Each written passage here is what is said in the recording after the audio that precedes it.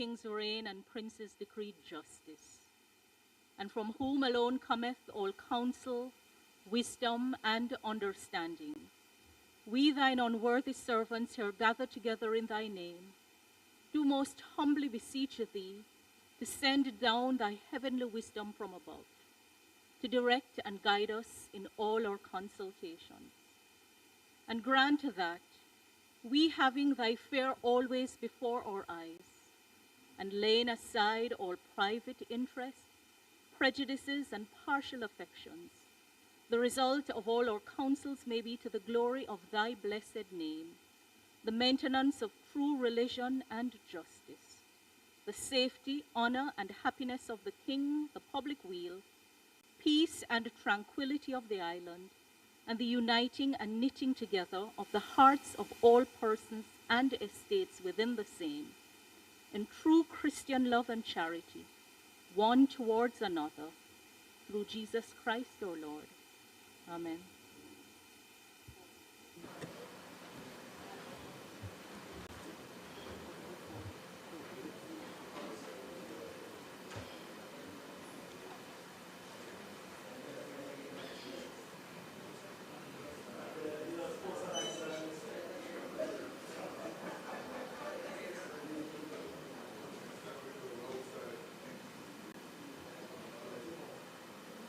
You may be seated.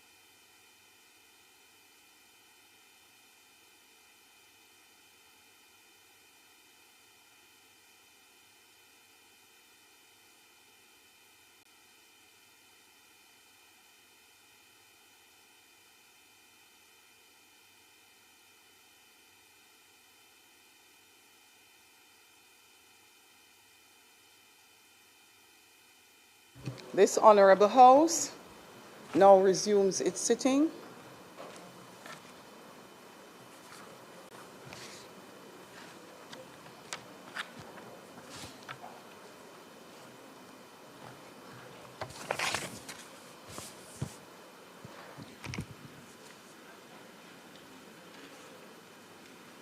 I wish to sincerely welcome all members to the sitting of the Honorable House of Representatives for today, Tuesday, May 5th, 2026.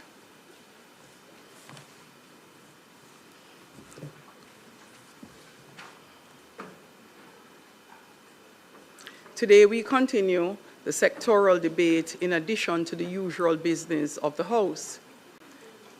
I need not remind members that we are expected to uphold the standards of the House as set out in the standing orders, which will be enforced by this chair.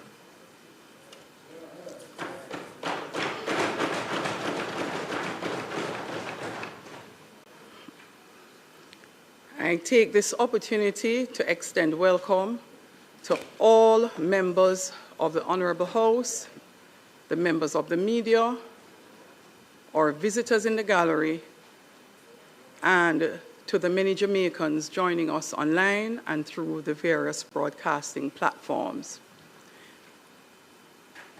For the record, Clerk, I'm going to ask that you do call of the roll before I continue with my opening statement. Call of the roll.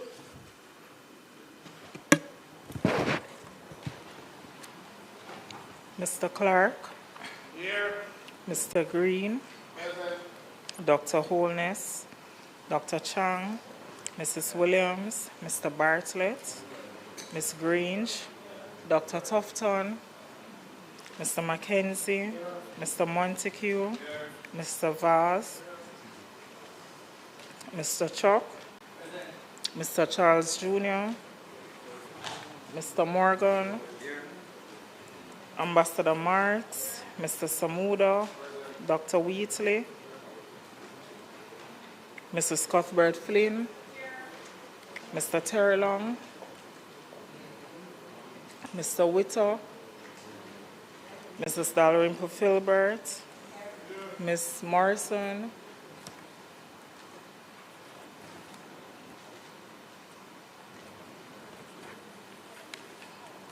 Ms. Lee, Mr. Donovan Williams, Mr. Main, Ms. Crawford, Mr. Delroy Williams, Ms. Hamilton, Mr. Sivright, Mr. Azan, Mr. Brown, Dr. Brown Burke, Mr. Buchanan, Mr. Bunting, Ms. Burchell, Dr. Campbell, Mr. Cousins, Mr. Crawford, Ms. Daly, Dr. Dawes, Mr. Golding, Mr. Gordon, Mr. Hales, Mr. Hines, Mr. Hilton, Mr. Jackson, Ms. Jess, Mrs. Malahoo Fort, Mrs. Miller Bennett, Mr. Morris, Mrs. Nita Garvey, Mr. Newell, Mr. Paulwell, Mr. Phillips, Ms. Perkis, Mr. Robertson,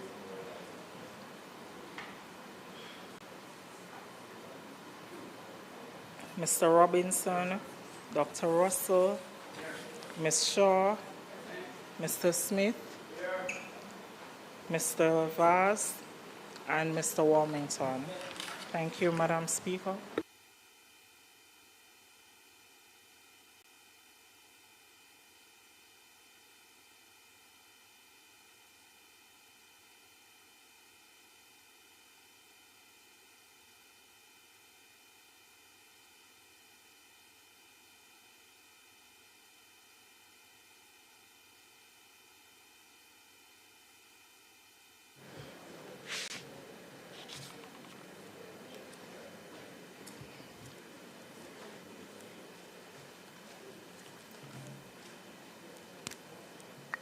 Members, before we proceed with the business of the House, I wish to address the events which occurred during last Tuesday's sitting.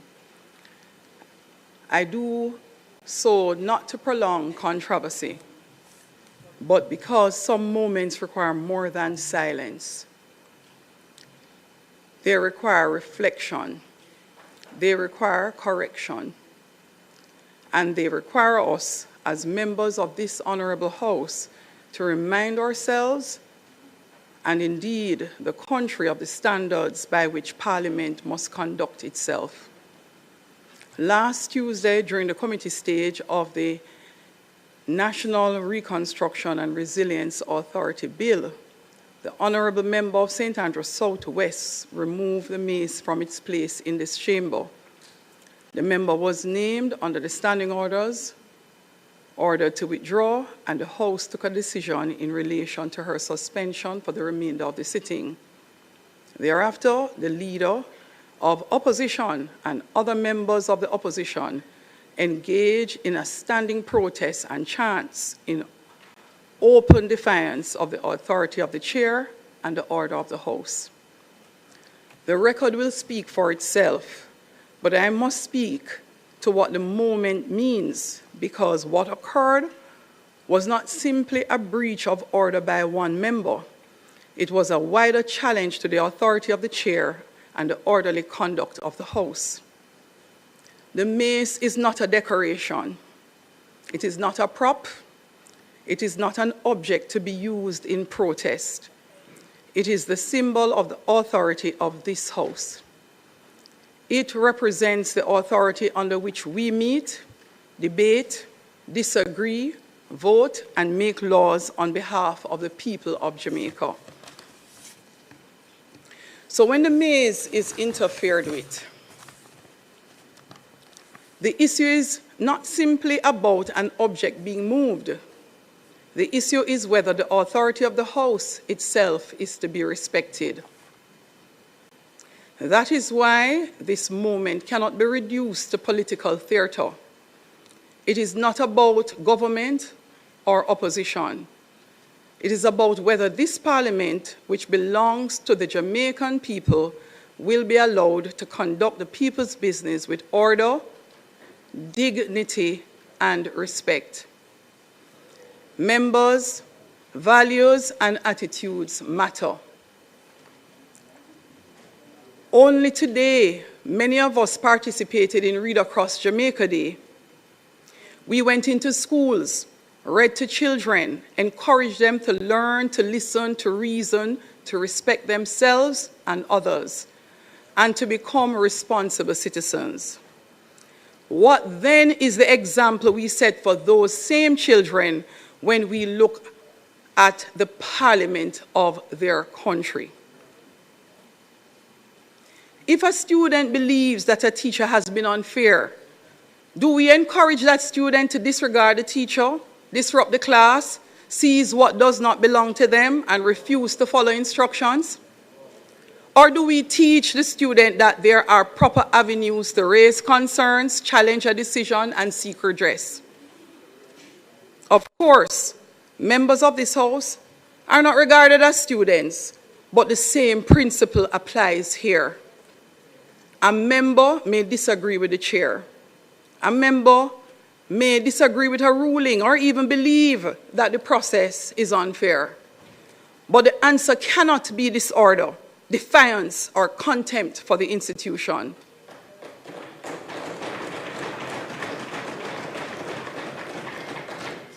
The standing orders itself provides the avenues by which members may raise objections, seek clarification, challenge procedures, move amendments, divide the House, and place their disagreement on the record.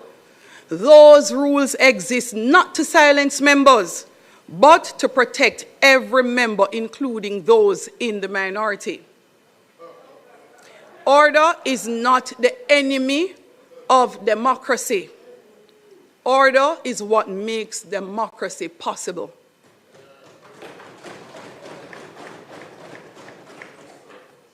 That is true in this House, and it is true in ordinary life. In any meeting, whether it be board, citizens association, church, committee, a school body, or a community organization, there must be a chair. There must be an agenda. There must be rules. There must be order. If every person decides that they will only follow the rules when they agree with the chair, then no meeting can function. No business may be completed and no decision can be trusted. The same is true in this chamber, but with far greater consequence. The rules of this House were not created for the convenience of any one speaker, any one government, or any one opposition. They are a part of a long parliamentary tradition shared across Commonwealth jurisdictions and reflected in the standing orders under which we all serve. Members may wish to modernize them.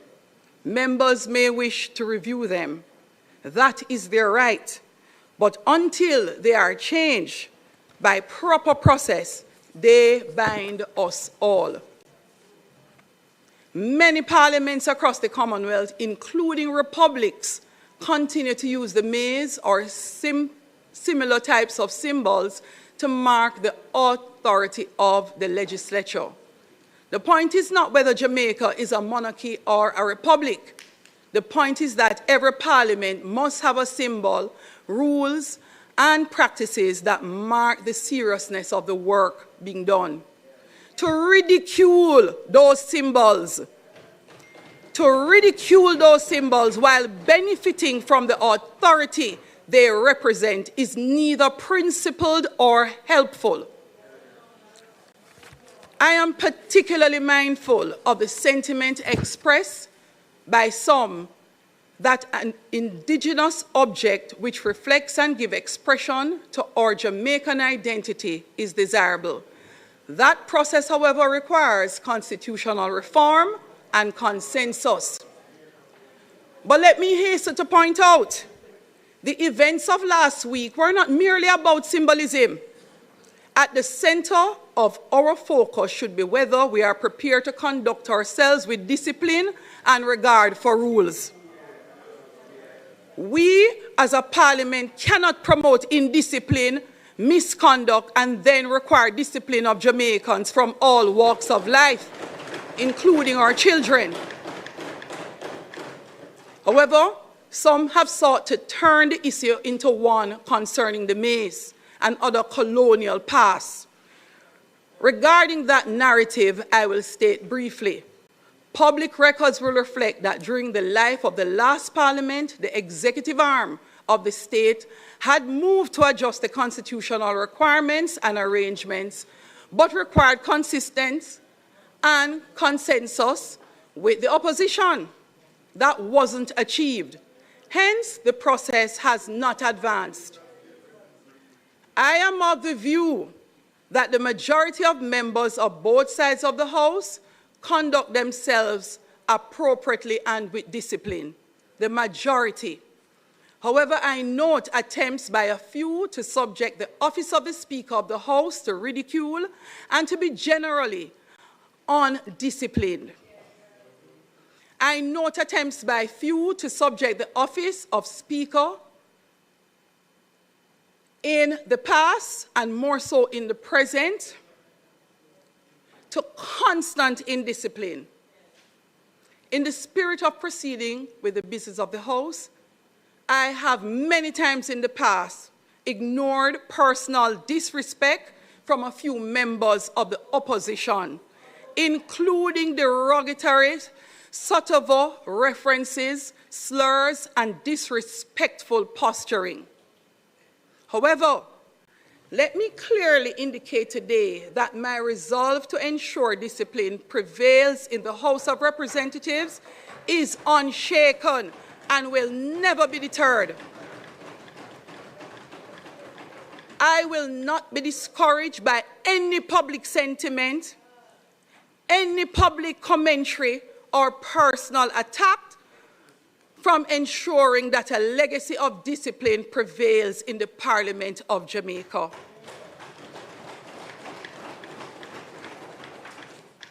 With that being said, let me also say this clearly.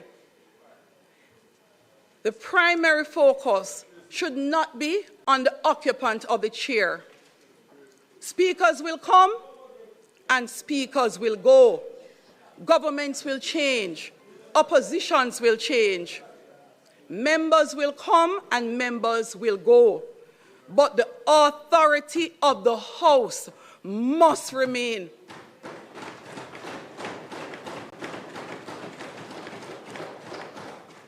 When the chair gives a direction, it's not a personal request. It is a direction issued under the authority of the House. If the authority is disregarded, the institution is weakened. It is repeatedly tested and no consequence follows. And when that is done, disorder becomes normalized. This was not the first occasion on which the conduct of this nature has tested the authority of the chair by the same member. On or around March 5, 2026, the member rose from her seat and boisterously declared that you want me to behave like a virago, me I go behave like a virago, end quote. Restraint was exercised in the hope that the manner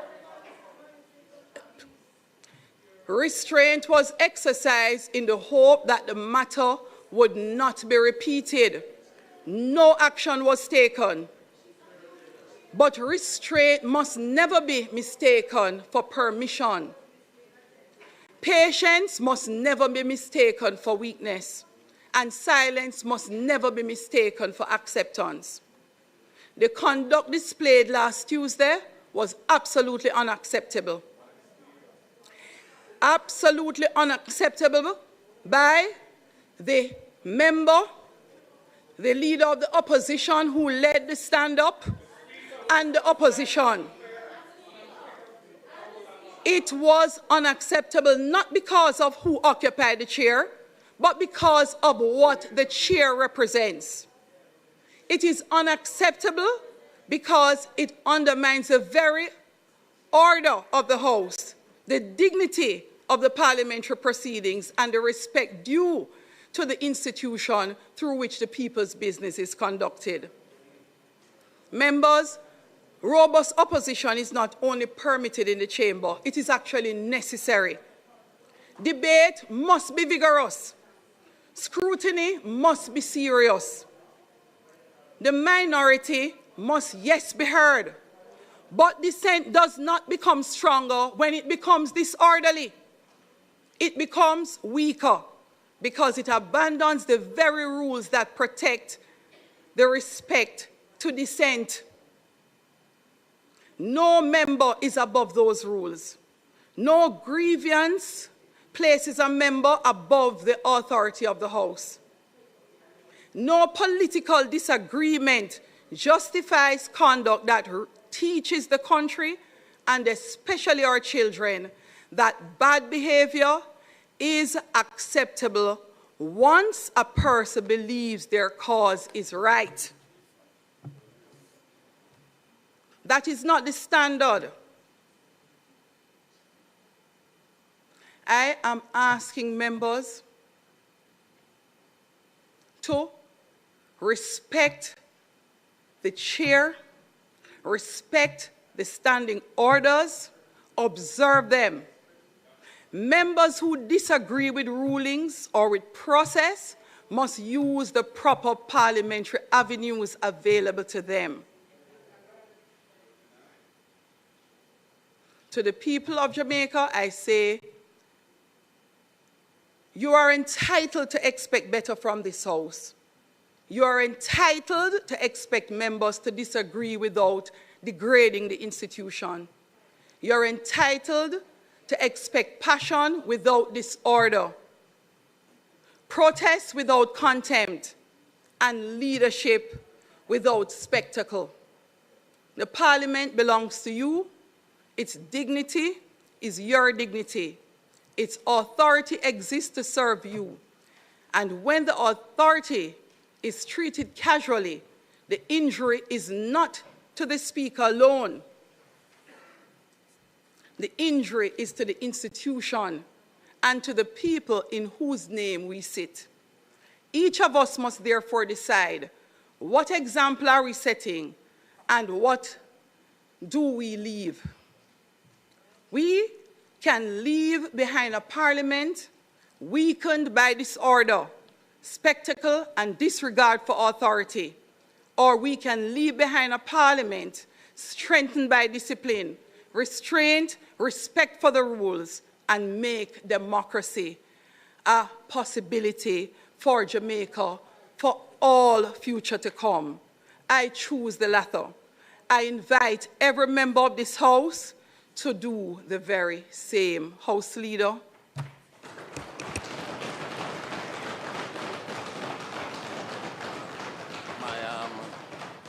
My mic is on. Yes.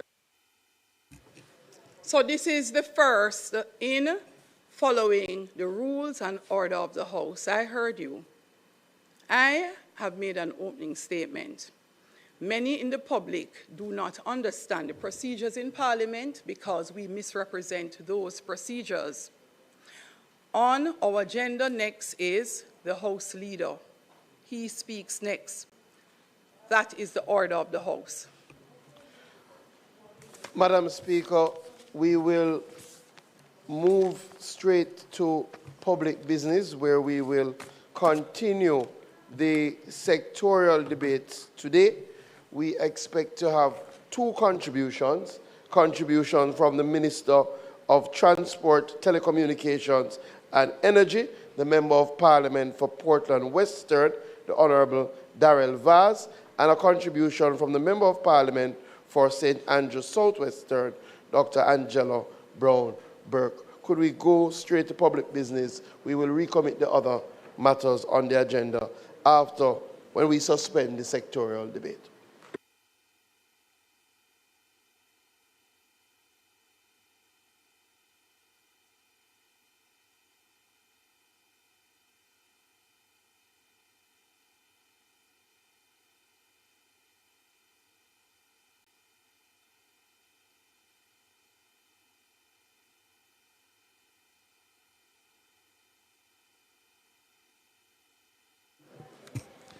The question is that we suspend the item on the standing order and go directly to public business.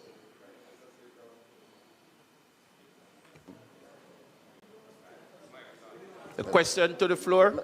Mr. Speaker, yes, the speaker. There's a question on the floor first. Those in favor? Those against? Ayes have it. Public business.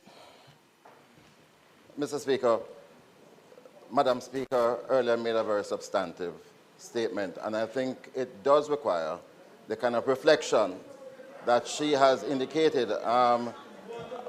Madam, Mr. Speaker, a point of order. Point of order. The Speaker makes a statement. Then none of us can respond to a ruling or statement. You don't. You are here long enough. You know better than that. Not because you're getting whole and cripplix. You know better than that. You. No. Mr. Speaker, the Speaker made a ruling, she spoke. None of us can respond to what the Speaker says. You find some other agenda item to say. Fitz, shut your mouth. You know you're talking nonsense. You know better than that. Mr. Speaker, as I said, she made a statement. The member knows better than that. You can't respond to the Speaker's statement. There's another. You can find an item to respond, but you can't respond to a Speaker's statement. You cannot.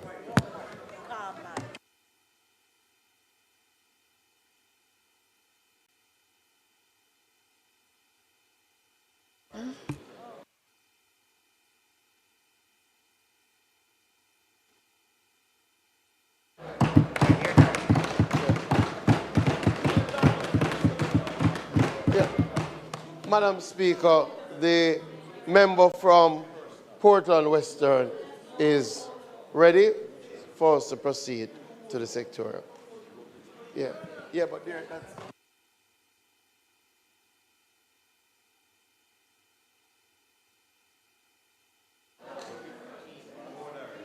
Thank you very much, Madam Speaker. Let me just start by saying that nothing is going to spoil my presentation this afternoon. Permission to speak from a seat other than my own. Permission to speak My apologies. from a seat other than my own. Permission granted, Minister. Thank you so much.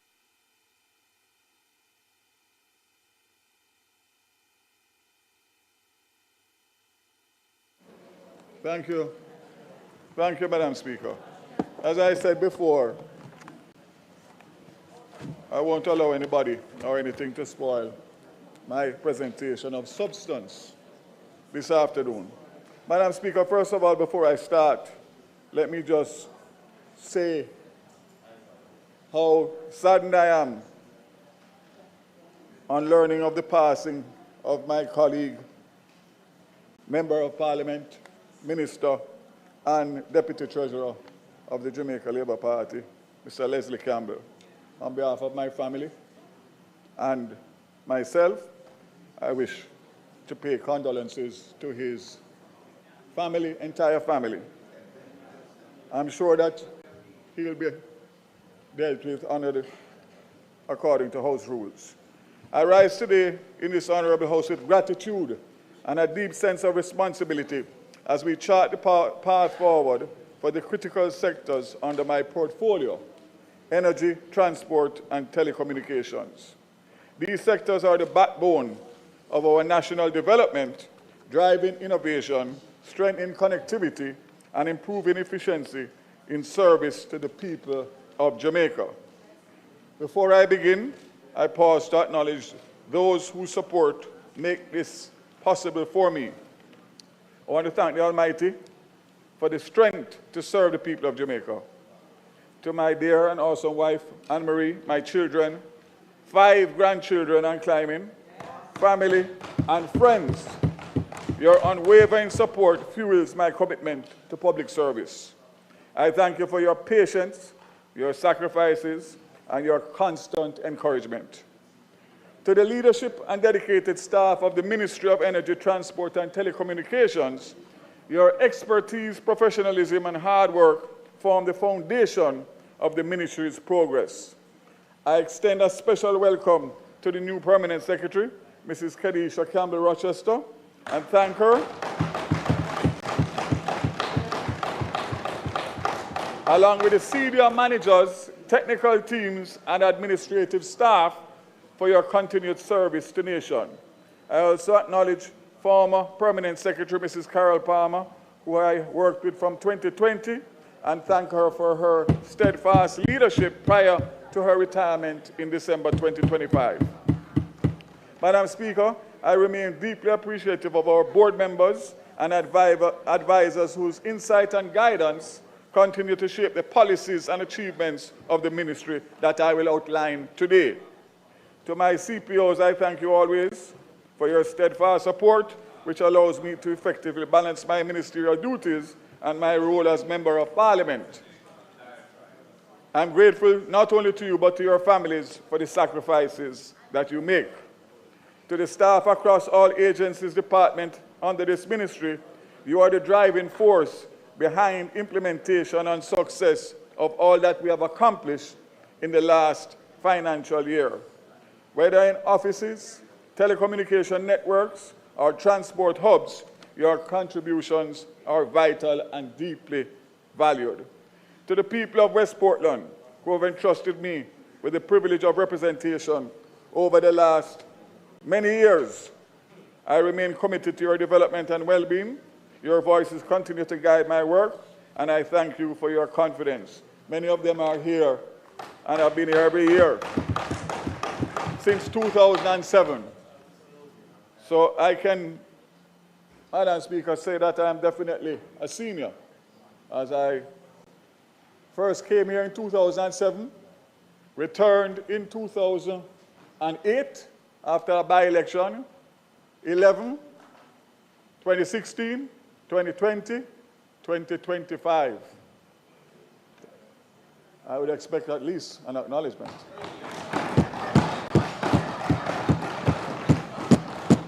When I look across, just right in front of me, not too far, in this very, I see people who have gone all around Jamaica and have jumped from seat to seat and gone from east to west. Thank goodness that's not me.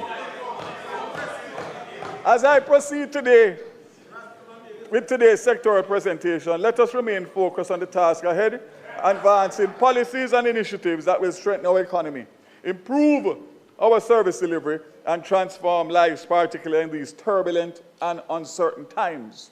Resilience in action.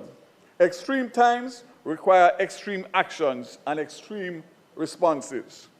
With the leadership of the Most Honorable Prime Minister, Dr. Andrew Holness, I am more than confident that Jamaica will continue to prosper despite the setbacks of COVID, Beryl, and Melissa.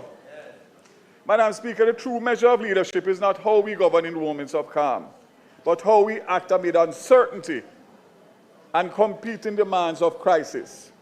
As Minister of Energy, Transport, and Telecommunications, I remain committed to a model of leadership that requires careful balance between the welfare of our people, the rigors of good governance, and the realities of political stability in making decisive actions, even in the face of criticism. Extreme times require extreme actions and responses.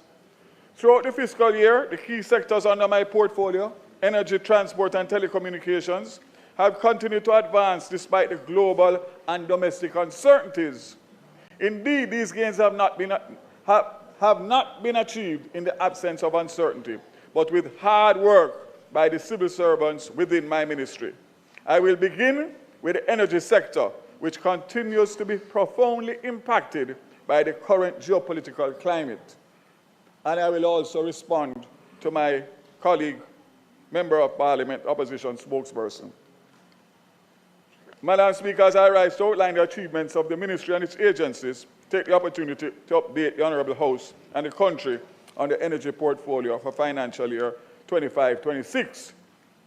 It is important to situate Jamaica's progress within the context of a rapidly evolving and increasingly uncertain global energy landscape. Jamaica continues to experience sustained increases in fuel prices, driven by upward movements in the U.S. Gulf Coast benchmark, the primary reference for refined petroleum products across the region. Madam Speaker, even as we respond to these immediate pressures, we must remain focused on the long-term solution. A global energy transition is underway. It underscores the urgency for countries like Jamaica to strengthen energy security, diversify energy sources, and accelerate the shift towards sustainable, affordable, and reliable energy for all.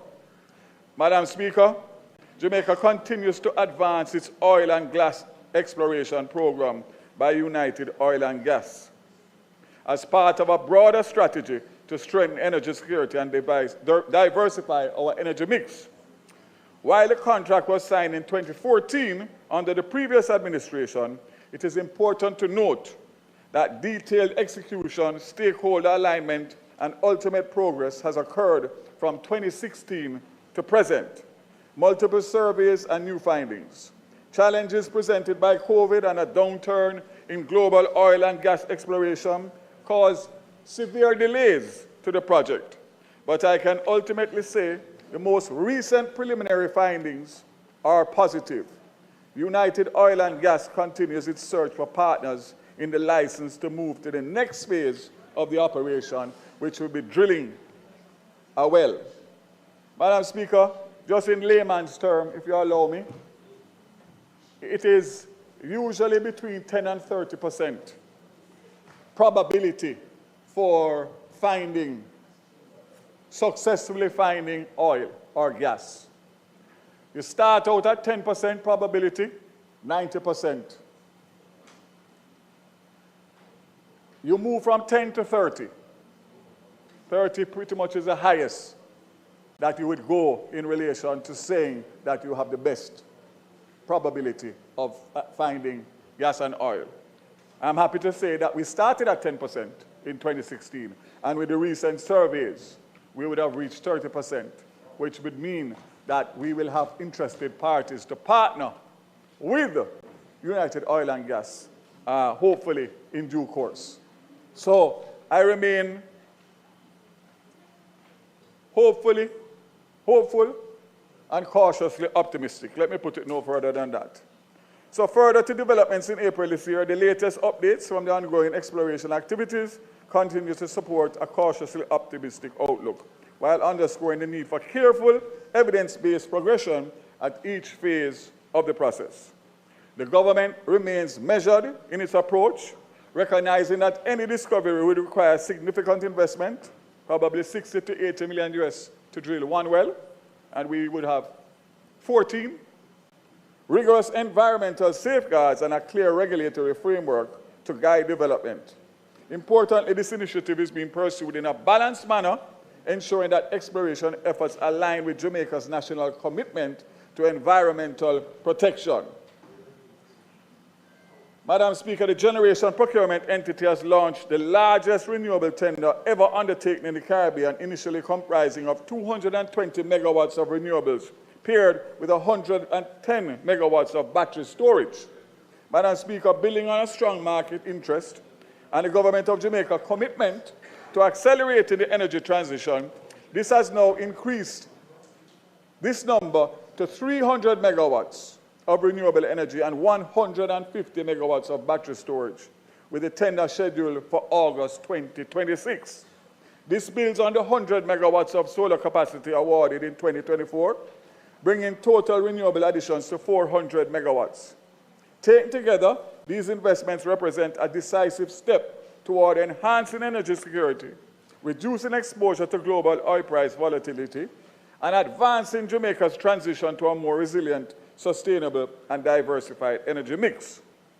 In parallel, the government is advancing an additional 100 megawatts of distributed renewable energy through a strengthened net billing program, empowering households and businesses to generate their own electricity. The net billing program terms of reference has been completed and is being modernized through the introduction of a fully online application platform expected to be operational later this year. This platform will support the acceleration of net billing. Additionally, discussions have started with the Jamaica Public Service to increase the net billing threshold and to incorporate battery storage into the program. The ministry is also reviewing license fees and system capacity limits of 10 kilowatts for residential and 100 megawatts for commercial systems with mandated battery storage, including the integration of battery storage to better support modern energy needs such as electric vehicle charging. Jamaica currently generates about 15% of its electricity from renewable sources. Ongoing and planned projects are expected to add roughly 35 percentage points, helping the country reach its 50% renewable energy targets by 2030, not only in Jamaica, but also the Caribbean. Now, Madam Speaker, let me just remind you that it was originally 30% by 2030, and the Prime Minister in a meeting gave a directive that we must move it from 30 to 50, which is a very ambitious target, but of course he has the right minister to get it done. Madam Speaker, structural reforms are advancing in parallel. The power wheeling regulations have been completed and gazetted, with final discussions underway to settle the tariffs and billing arrangements, so implementation can begin shortly. This will allow more participants to access trade electricity across the grid. At the same time, the updated National Energy Policy, along with the supporting action plan and sub-policy, is being finalized for submission to Cabinet. I'm happy to say that I signed that submission today before coming to Parliament. This policy sets a clear pathway towards a modern energy system that is secure, reliable, affordable, and sustainable. It addresses key national priorities, including expanding access to the remaining 5% of Jamaicans without electricity, improving system efficiency, maintaining affordability, and strengthening resilience to natural disasters. In practical terms, Madam Speaker, this is about building an energy system that works for the Jamaican people, one that reduces cost over time, supports economic growth, and protects us from external shocks. Madam Speaker, on restoration, the response to Hurricane Melissa stands as a strong example of national resilience. With the support of 18 Carolec partners, Jamaica restored electricity to 98% of its customers within 3.5 months, improving to 99.6% as of April 20th, 2026. Full restoration is on track for April, except in cases where customers cannot yet safely receive power. Madam Speaker, this program did not happen by chance. The $150 million loan approved in December was critical in accelerating recovery and avoiding a scenario where restoration could have stretched into late 2026 or even early 2027. Madam Speaker, there has been a lot of flip-flops surrounding the speed and accountability. I went back to the Hansard to remind this Honourable House of what the leader of the opposition said in November 2025 in regards to the JPS loan. Here is what he said from Hansard. I would like your assurance, Minister, that the $200 million will be coughed up by JPS, perhaps by its two large overseas shareholders, Maribyrnong and East West Power, Korean government, South Korean government, owned large utility, or JPS is going to draw down on whatever funding it can raise from its creditors. I don't know how they plan to fund it, but we need to know it's funded before we put in our $150 million in. Madam Speaker, he went on to state that it's a risk we are not prepared to take as a country. Thankfully, Madam Speaker, the results of September 3rd installed a government that knows how to dance in the rain.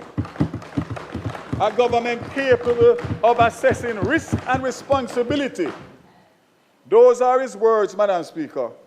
The other member of the opposition, including the member from St. Catharines Southeastern, in a statement filled with more flaws than ours, said we should measure opportunity cost of fast-tracking the restoration by providing a loan to the JPS. Minister, hold a moment, please.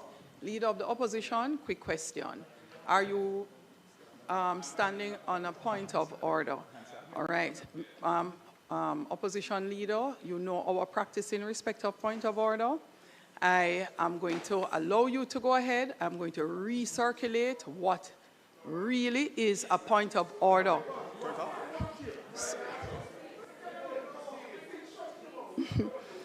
Opposition leader, I am sure you appreciate with the discipline that we would like to instill going forward from both sides of the House, that between points of order and what we normally treat as a point, I can actually have this discussion when somebody on the government side rise to their feet. You know, it really doesn't matter who is on their feet. So it has nothing to do with the opposition leader, all right? It is a general statement for us in the parliament. So a lot of what we call point of orders are actually interruptions because of other reasons, clarification, disagreement. Points of orders are not to be used in that way. And therefore, when you stand on the basis that we usually use, it is only if the member chooses to sit and allow you to continue that you continue. It is not the Speaker,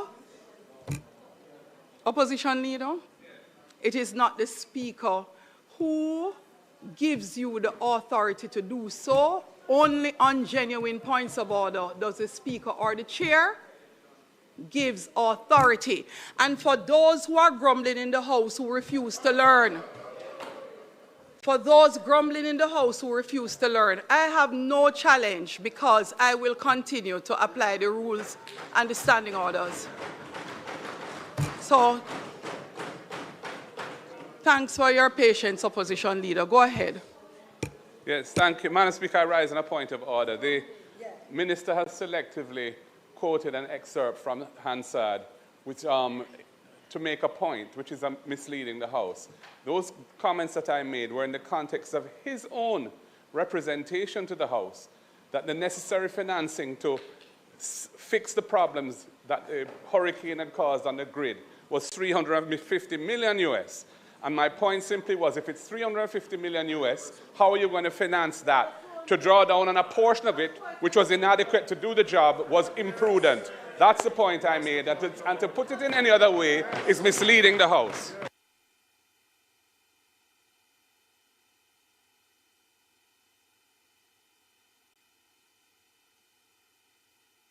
Clock. Your mic was not on, Minister. Hold on a moment, Minister. This is a point of order on which I rise. If the member will yield. Madam Speaker, the Leader of the Opposition rose on a point of order. What is your ruling, Madam Speaker? Well, you know already, Prime Minister, this is not a point of order. What order of the House of debate was breached? No. If the Leader of the Opposition continues the House is not to a point use of order. the point of order to disrupt debates, Madam Speaker, that is an abuse of the rules of the House. So, Madam Speaker, I ask you to rule on whether or not the point raised by the Leader of the Opposition breached any rules of debate in the House. No, it does not, Prime Minister. So members who are grumbling prior, the reason I made sure to state this is exactly that. please read Standing Order 34. Minister, I apologize for breaking your stride in your presentation. Minister, I'm asking you to sit because Minister, I'm asking you to sit. You will get your time.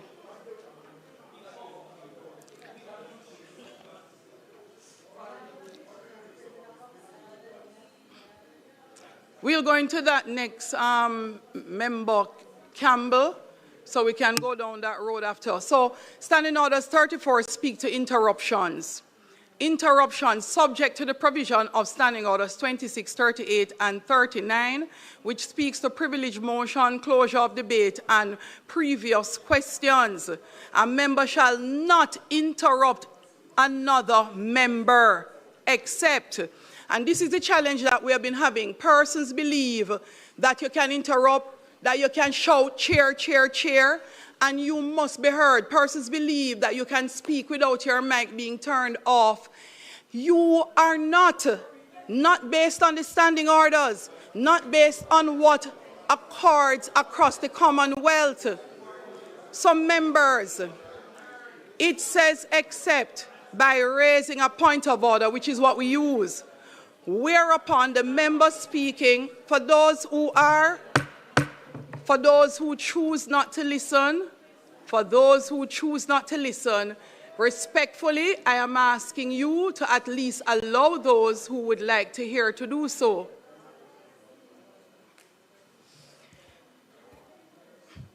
Subject to the provision, a member shall not interrupt another member except by rising to a point of order, whereupon the member speaking shall resume his seat, and the member interrupting shall simply direct attention to the point of order which he desires to bring to notice. No, what we do, we actually make a statement that the person mislead, and then we go and have a debate about what they have misrepresented. That has been our practice. So it's not what was done by our opposition leader.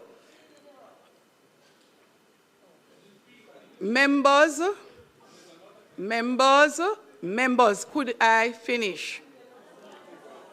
To the point which he desires to bring to notice and submit it to the Speaker or Chair for a decision or breach of rules. Now, another interruption can be done. It is not a point of order. This interruption is to elucidate some matter raised by the member in the course of a speech. Elucidate, which is, if you're asking, could you explain because I'm not understanding? But only if the member, for those on the opposition benches who refuse to listen, I hope it is appreciated when the standing orders are followed that it is the standing orders that rule the House. So if you do not understand the rules, I will not continue to argue. Members, to elucidate some matter raised by that member in the course of his speech, but only if the member speaking is willing to yield.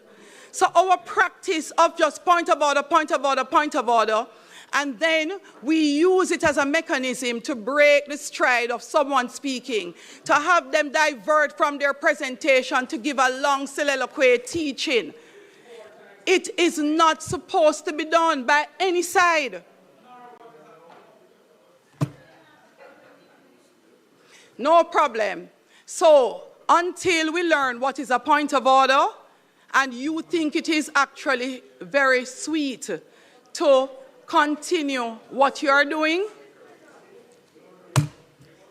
you will know it was not a point of order, and we will get there. Minister, I'm going to give the extra time, Minister, and we continue. No. That was the statement made before. Turn your mic on, please, Minister.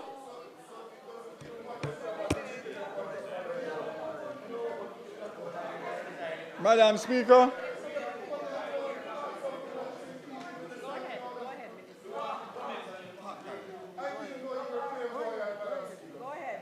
Madam Speaker, I'm happy to know that I'll get back the time. And I want to say, Madam Speaker, that I invite every member here to look at Hansard in relation to that particular day and that particular speech. And what you will get from it is the fact that the $150 million that this government dispersed to JPS through a loan would never have been done if that side was where we are today in government. Absolutely not. And without fear of contradiction. And to add to that what I just said a while ago is that what would have really happened is that you would not get restoration until the end of this year into 2027. And it's not me say so, it's JPS who has said so. So again, Madam Speaker, I say that good decision was made by the cabinet of the country. Madam Speaker, other members of the opposition, including the member from St. Catherine Southeastern, in a statement filled with more flaws than ours, said we should measure the opportunity cost instead of fast-tracking the restoration by providing the loan to JPS. I say to the people of Western Jamaica, had we listened to the opposition then, you still would all be out without light and water for several more months to come.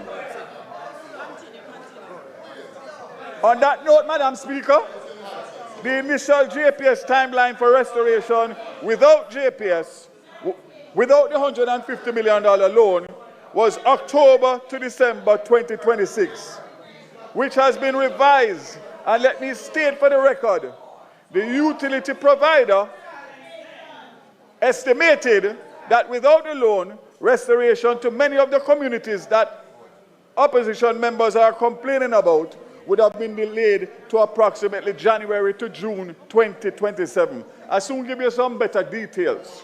Madam Speaker, let me make it abundantly clear that this government... Minister, I'm very sorry to be breaking you again because I made the effort to use the time to explain how point of orders work. Let me again make a formal ruling. My ruling is no point of order was raised by the leader of the opposition. No point of order was raised by the leader of the opposition. No rule of the House was broken. Now, because we keep having this discussion, and I would like to give the opposition as much latitude as is possible, since we continue to abuse and refuse to obey what is a point of order, I will ask the member to approach the bench so that I can understand what it is that he's being, yes, very much so, which the standing orders permit.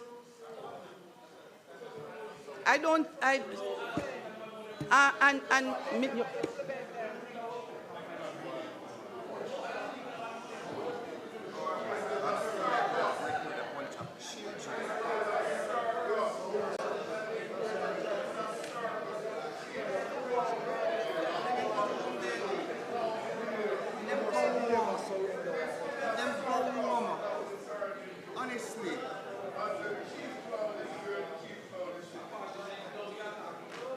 there are so many new persons in the House who could benefit from what the Speaker is saying about different things. And we don't want to listen, we don't want to hear. I don't know everything in the book, you know. I don't know everything in the book and how we've been practicing certain things. It's wrong. At least let me hear. You just come. I would like to hear what she's saying. You just come. Make me hear. Make me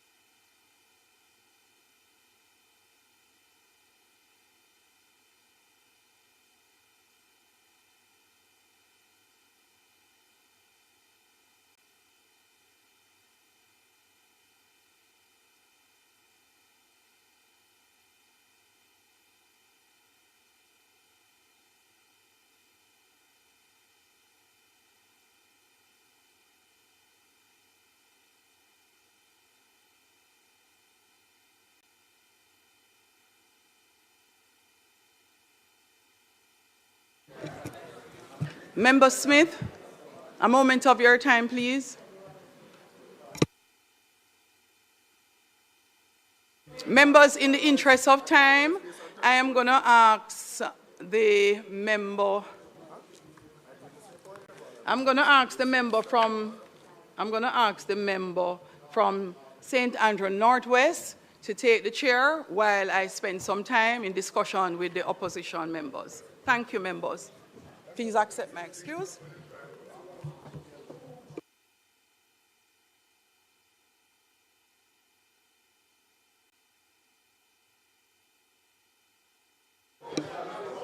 Minister.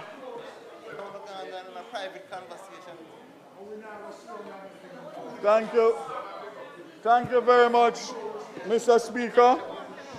And let me borrow a phrase used by the Prime Minister in his budget presentation. Ain't nobody going to break my stride. None at all. None at all.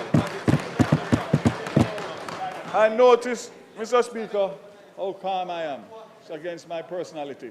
But I know the ploy, and I want to give the people of Jamaica the good information that they are looking for from a good government, Mr. Speaker. Madam Speaker, let me make it abundantly clear that this government has provided no further funding to JPS outside of the $150 million. And not only has electricity been restored to over 99% of Jamaicans, but critical infrastructure, including water, ATM service, hospitals, and other critical services were restored as well. But it gets better, Madam Speaker. As of this morning, May 5th, the number of customers without power across Jamaica is 1,343. So we are now at 99.81%, Prime Minister. The parish breakdown for remaining customers is Westmoreland, 1,283, St. Elizabeth, 60. Of the remaining customers to be restored, approximately 40%, 538, are not ready to receive power safely due to property-related damage, leaving approximately 805 customers who can receive electricity service still to be restored. Remaining work has been severely impacted by difficult terrain, limited access to remote areas, adverse weather, and challenging ground conditions, which continue to slow the progress. The final phase of restoration will proceed at a measured pace with smaller daily gain. Madam Speaker, JPS restoration performance after Category 5 Melissa has been nothing short of outstanding. When you benchmark with other utilities, the data shows clearly that JPS's performance is nearly twice as good as its peers in other developing countries, and almost on par with the best-in-class utilities in developed countries with far more resources. Let us step back a moment and compare our post-Melissa experience here in Jamaica with Puerto Rico after they got hit by Category 4, Hurricane Maria in 2017. Puerto Rico, as you know, is a little smaller than Jamaica, but has GDP 7 times of Jamaica and the support of the United States of America. Here in Jamaica, 2 months after we got a direct hit by a Category 5, 90% of JPS customers had electricity. In Puerto Rico, 2 months after it was hit by Hurricane Maria, 40% of their customers had electricity. It took Puerto Rico almost a full year to get electricity back to 99% of their customers after Hurricane Maria. JPS accomplished 99% in 4 months. As a 4-month mark, Puerto Rico was at 57%. Here in Jamaica, we can proudly celebrate that the fact in approximately 6 months after the most devastating hurricane in our record, 99.8% of customers have been restored. As I said, as of today, 1,343 out of almost 700,000 customers are still without power. However, those communities, about 800, are ready to receive supply at this point, and we won't stop until everyone is connected. Madam Speaker, Mr. Mr. Speaker, I want to pause to applaud the JPS President Hugh Grant and the entire JPS team for a best-in-class restoration performance, which will be a case study by many countries near and far for decades to come. I thank them on behalf of the entire country, and especially those in the hardest hit parishes. Mr. Speaker, the collaboration between a proactive government and JPS has been nothing short of exceptional. And to those naysayers, I simply say, commitment made, argument done. Madam Speaker, there is no time more important than now to strategically position Petrojam with Jamaica's energy future. As the only operational petroleum refinery in the region, Petrojam is a critical national asset with significant strategic value, not only for Jamaica, but for the wider Caribbean. Its geographic location and refining capability provides a unique opportunity to strengthen energy security while expanding regional influence. For 26-27 financial year, Petrojam is projecting total sales of 12.21 million barrels, with 7.2 million barrels allocated to domestic market and 4.9 for export. This dual role ensures reliable local supply while generating valuable foreign exchange earnings. Very important, Mr. Speaker, for the country to listen to this. Between March 12th and April 8th, transport fuel prices rose by about $49.20 per litre. Only $18 of that was passed on to consumers due to government's pricing cap. The remaining cost was absorbed by Petrojam to cushion households and businesses. Madam Speaker, that is a buffer of about 8.6 million US, approximately 1.3 to 1.4 billion worth of protection that this government has provided for the average Jamaicans during this energy crisis. So Madam Speaker, when the opposition leader rises and tells Jamaican people that gas is cheaper than water, I would urge him to be reminded that 63% of that cost is not being passed on to the consumer. While the buffer is effective, the intervention is costly, with projections reaching as high as $11.8 billion by June 2026, if maintained. As a result, the government is looking carefully at introducing a revised tiered pricing system to better reflect global market challenges while managing price volatility and other areas of concern.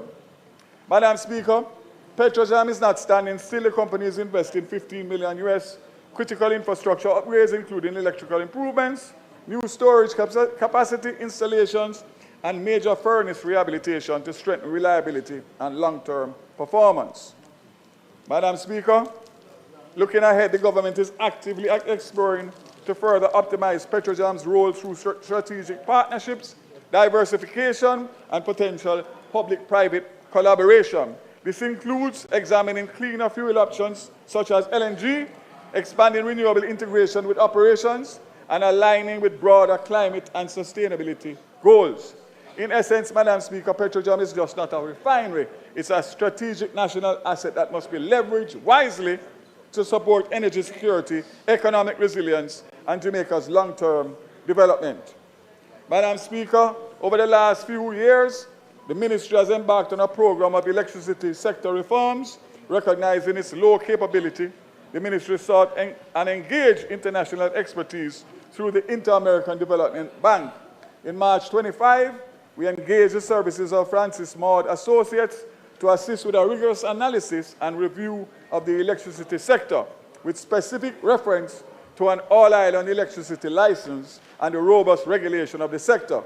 This was achieved through funding from the Energy Management and Efficiency Program.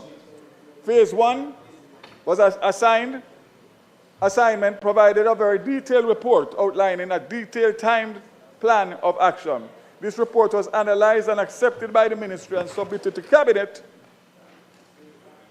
for cabinet decision for the way forward. The position was taken to have a new license, being mindful of citizen welfare and the national interest, specifically lower cost, energy costs to consumers, and a competitive energy price for the industry. The consulting firm was again engaged in November 25 with GOJ funding, and the activities towards an acceptable license continued in earnest. At this point, Cabinet has approved a heads of terms for the new license, which is to be negotiated with JPS subject to the execution of a non-disclosure agreement between the company and GOJ. At the same time, a review of the Electricity Act and the regulatory framework is to be done to give effect to the new license regime. It is to be noted, Mr. Speaker, that as we already outlined, if there can be no agreement with JPS, we will approach the international market to identify a provider. The electricity license negotiation team awaits the signing of the NDA to proceed with the negotiations. At the same time, the process is underway to engage international legal counsel to support the process as the ministry strives to achieve the most efficient and effective process. A white paper for electricity sector reform has been drafted and is now subject to review. Naturally, the white paper will be brought to Parliament as soon as Cabinet approval is obtained. Madam Speaker, obviously, Mr. Speaker, you would understand that in a sensitive time like this with negotiations, I give you an outline, obviously, making sure that it doesn't compromise the negotiations going forward. During the last financial year, the ministry allocated $1 billion, never seen before, to the Jamaica Social Investment Fund under a MOU with the objective of support to energy poverty. This is in addition to the over $200 million allocated to JSIF under the Rural Electrification Program. This is a part of efforts to address non-technical losses, and which all members of Parliament are very aware of. Madam Speaker, collectively these investments form part of a broader national strategy to expand equitable access to electricity, address non-technical losses, and improve the quality of life for the vulnerable households, an initiative with which all 63 members of Parliament are very familiar.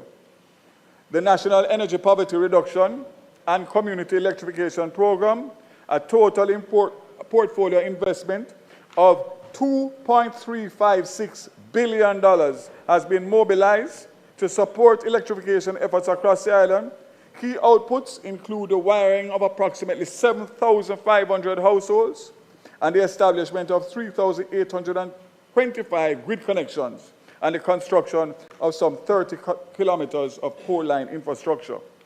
Notably, during this financial year alone, over 3,200 houses were wired across both programs, including targeted interventions in disaster-affected communities following Hurricane Melissa.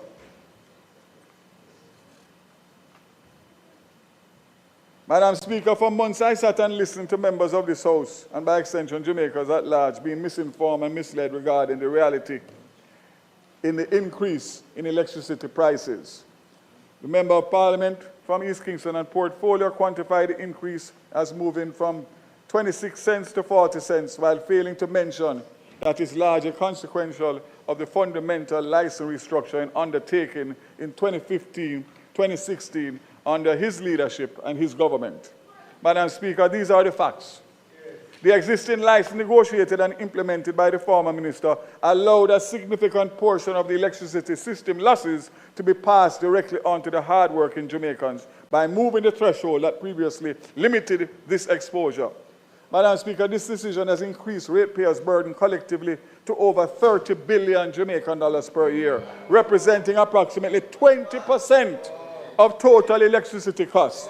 It also weakened the incentive and accountability of the JPS to effectively contain and reduce system losses.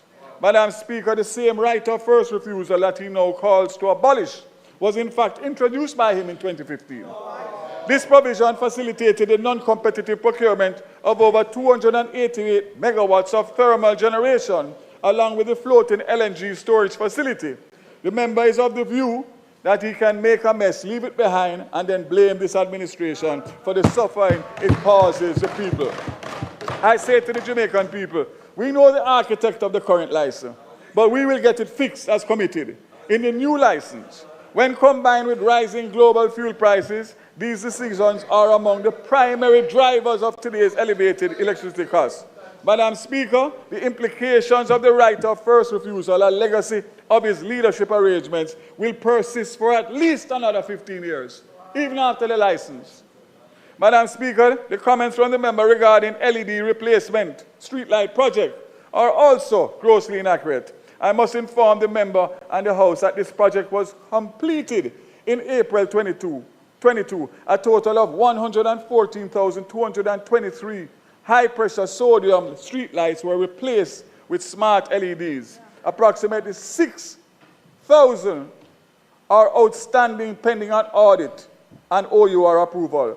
All new streetlights procured by JPS are smart LED type. Similar, Madam Speaker, the smart metering provisions of 2016 license must similarly be enforced. This project is 99.7% completed since April 25. 2,000 meters are outstanding due to access issues. A total of 698,000 meters have been replaced with smart meters. Madam Speaker, this sector has shown resilience in action. Madam Speaker, I move to the transport portfolio, which remains the largest portfolio within the ministry, spanning land, maritime, aviation services, and continues to play a central role to Jamaica's economic development and resilience in action.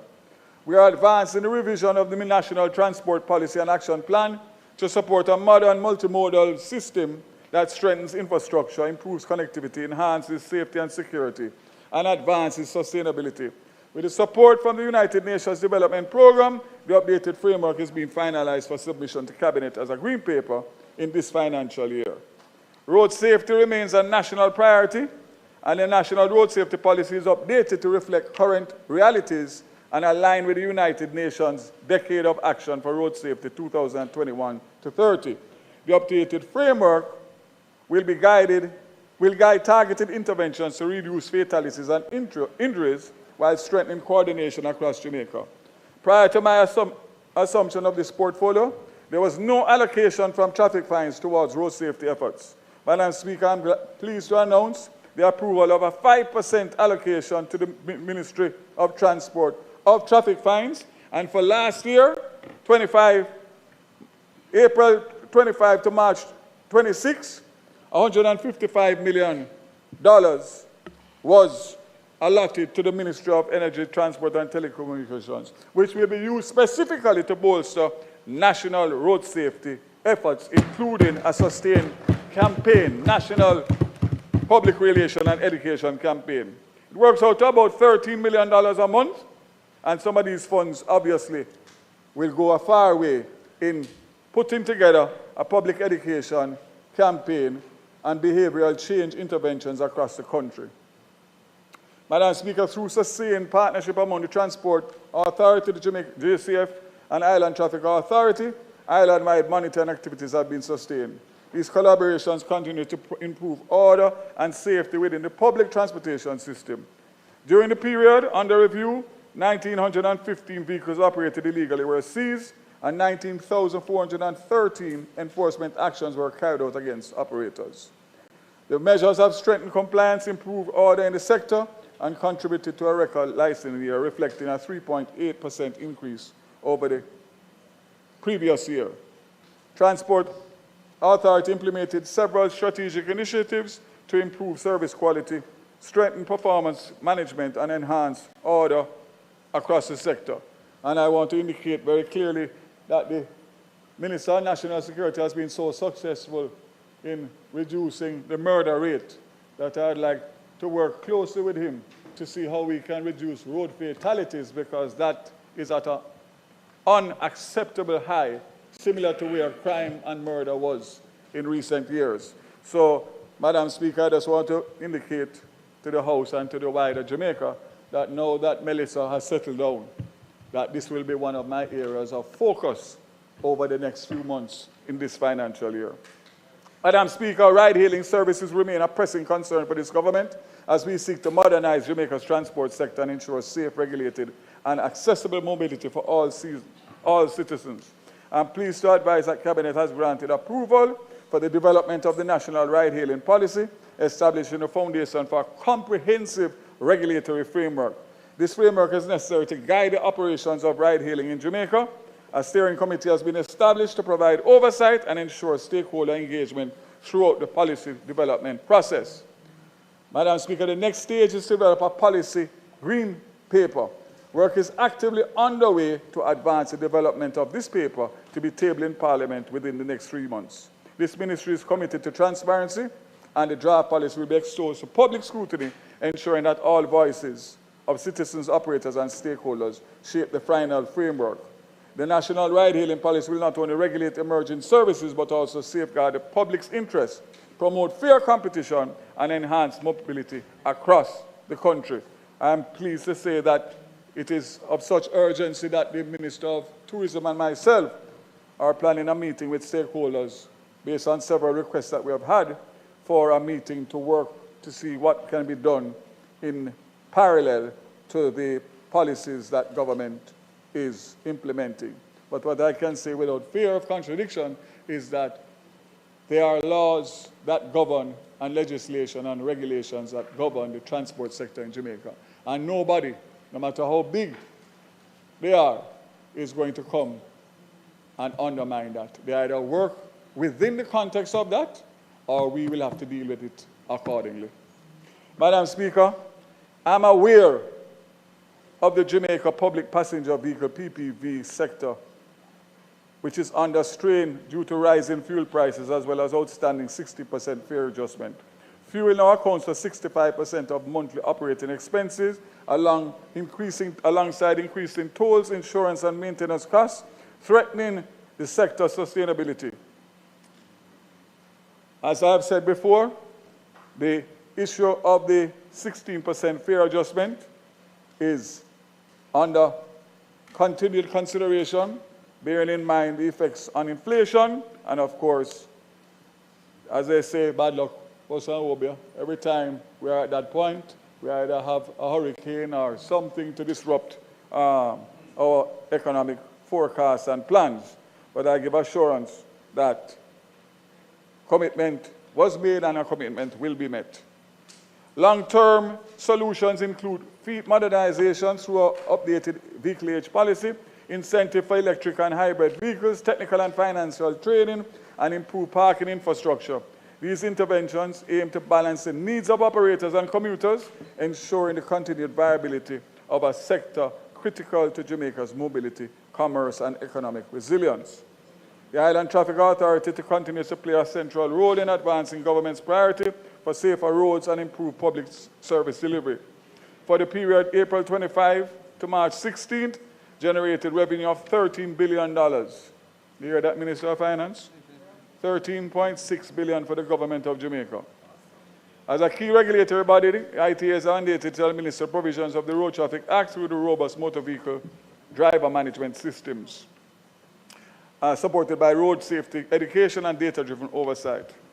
The authority has also continued to strengthen the regulatory framework governing motor vehicle certification, ensuring that only roadworthy vehicles are permitted to operate on the nation's road.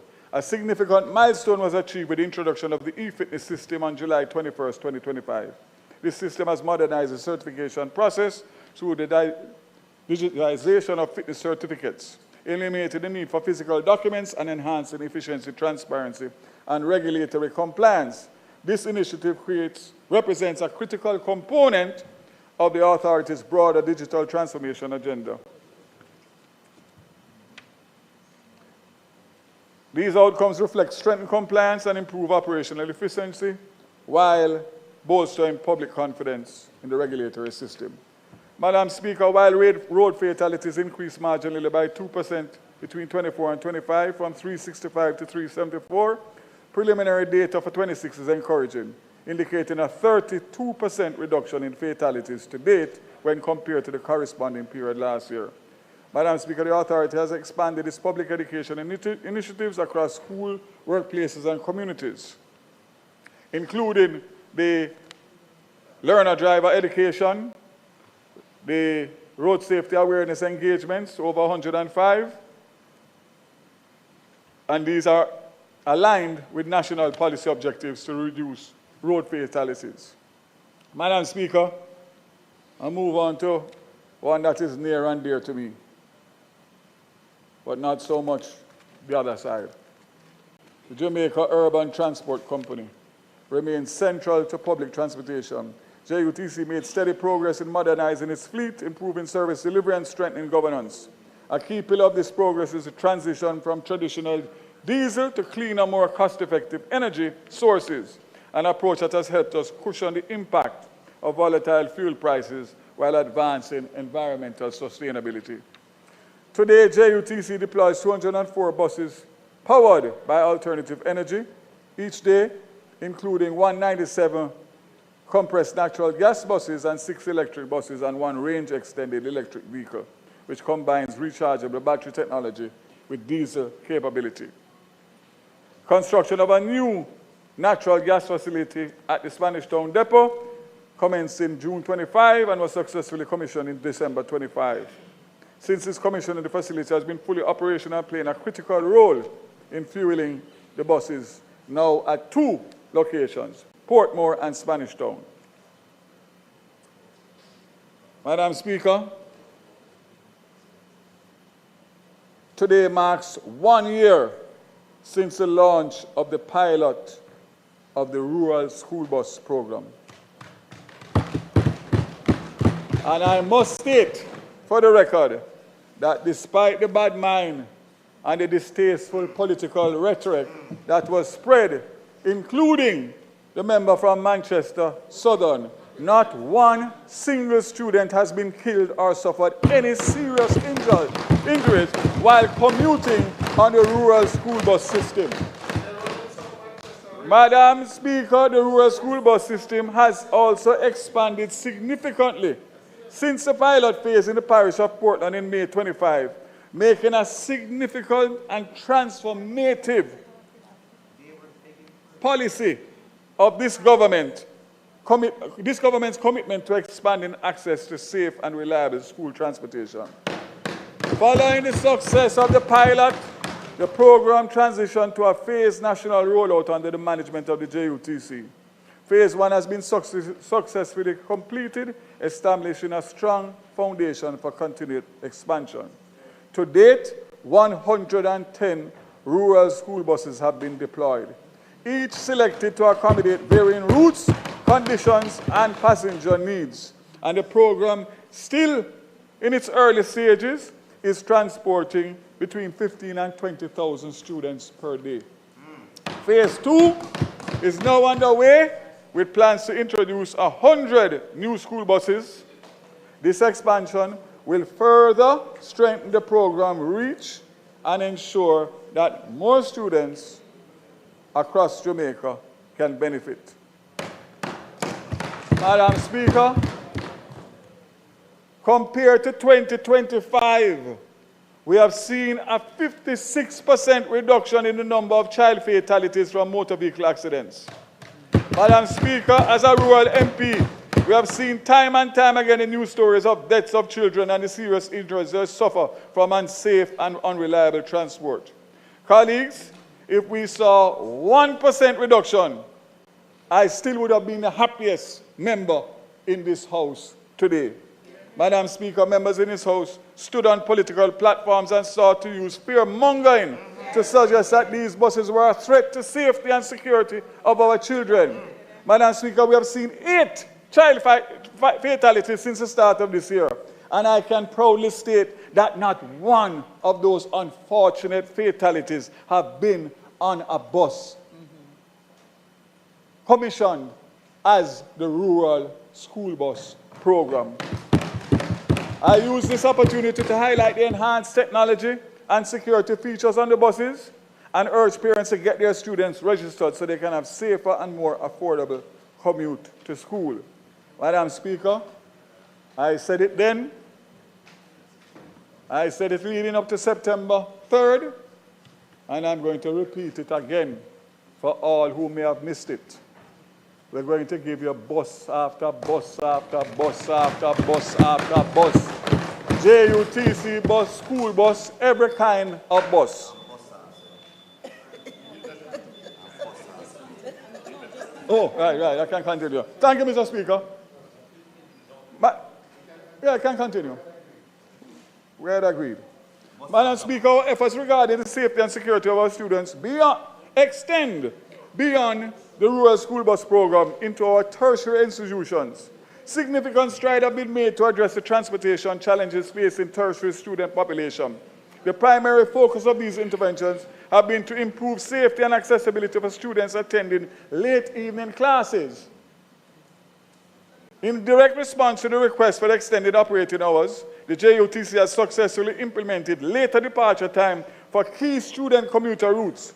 Madam Speaker, let me commend the staff at JUTC and the respective student bodies organizations at these institutions for the work done to make this a success. And that will be UTEC and the university. Madam Speaker, charter revenue for the period April to January totaled $121 million, representing 86% above budget of $65 million for the period. Revenue passengers for year-to-date, January 26, total 16.3 million, which is 29% below budget of 22.54. Approximately 39%, or 502 million, of fare revenue related to a smart card usage, and 55%, or 8.83 million, use smart cards to pay fares. Currently, approximately 41% of adult passengers use a smart card, compared to 100% usage among concession passengers.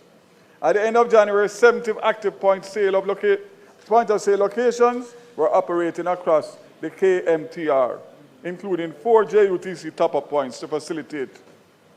Madam Speaker, to prevent further losses and safeguard the company's resources, the JUTC, in collaboration with the law enforcement, has implemented a targeted and multifaceted approach. Enhanced intelligence gathering and efforts have strengthened coordination with law enforcement. The JUTC continues to work closely with the JCF and, Madam Speaker, Mr. Speaker, since the implementation of these measures, the fare revenue year-to-date was $1.42 million, or 12% above the $1.26 for the same period. Plans are underway to procure another 100 additional JUTC buses to expand and renew the fleet, improve reliability, and replace aging units. The government will continue to prioritize clean and renewable energy options where feasible in support of sustainable transport. Madam Speaker, Montego Bay Metro ridership exceeded 1 million passengers for the first time in its 29-year history. Prime Minister, I'm going to repeat that for you. I'm going to repeat that for you. Montego Bay Metro, and for Minister Bartlett and the other Western members of Parliament. Montego Bay Metro ridership exceeded 1 million passengers for the first time in its 29-year history, reaching 1,003,000 and expected to rise to above 1,073. Growth was driven by 4 new routes carrying over 250 passengers, expanded service across 11 routes, and increased daily bus deployment from 10 to 13. Madam Speaker, this again demonstrates the commitment of this administration to implement sustainable transportation solutions for all Jamaica. For those of you who represent St. James and the interiors of St. James, I have the Hill Routes buses coming, similar to how we have them for West Rural St. Andrew and East Rural St. Andrew. We find that that is a big challenge for the commuters in Montego Bay proper, getting into the hills and valleys. So that is coming on stream. Madam Speaker, maritime and international air transport, Jamaica was re-elected to Category C of the Council of International Maritime Organizations. This is an important platform to represent Caribbean and small island states. This year, Jamaica will proudly mark 50 years of membership with the IMO, and this milestone speaks to decades of engagement, leadership, and commitment to the goal of the global maritime sector.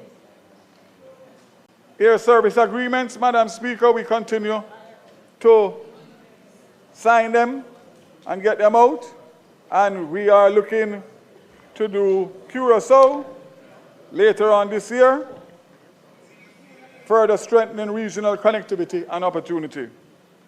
Airports Authority of Jamaica. Jamaica's aviation sector, led by the Airports Authority of Jamaica, has demonstrated resilience in the face of significant external shocks while maintaining strong regulatory oversight and operational continuity across its network, including the Ian Fleming Airport and the domestic aerodromes, while overseeing major international gateways such as Sancho International Airport and Norman Manley.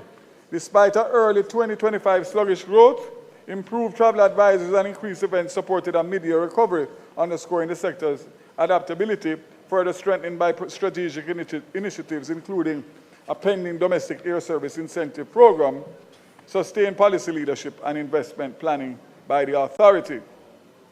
The sector's resilience was severely tested by Hurricane Melissa, which disrupted aviation, traffic, and infrastructure, most notably at the Sancta International Airport, where tourism dependency led to passenger declines to 4.5 million in 2025 and a projected 4.2 in 2026, while Norman Manley rebounded quickly, maintaining growth from 1.8 to 1.9 million passengers.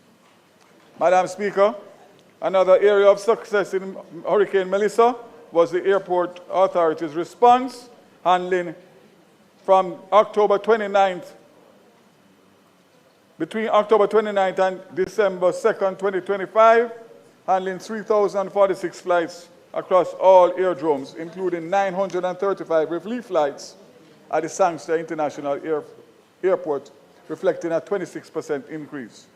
Madam Speaker, I want to commend the concessionaires and the Airports Authority for being able to restore all major airports within 24 to 48 hours, domestic aerodromes within 36 hours, and air navigation services within 24 hours, exceeding the 72-hour normal recovery target.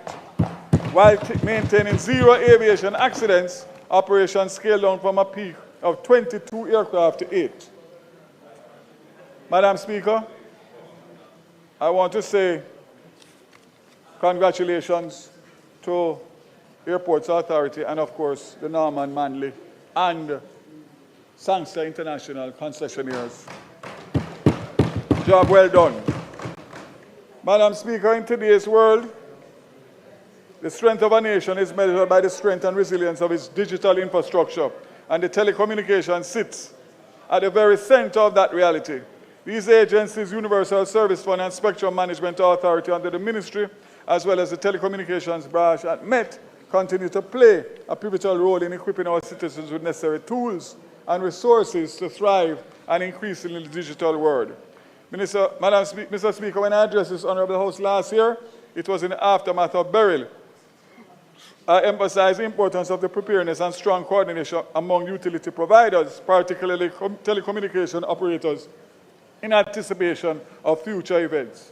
At the time, I referenced the assurances given regarding to their readiness to restore service following a major disruption.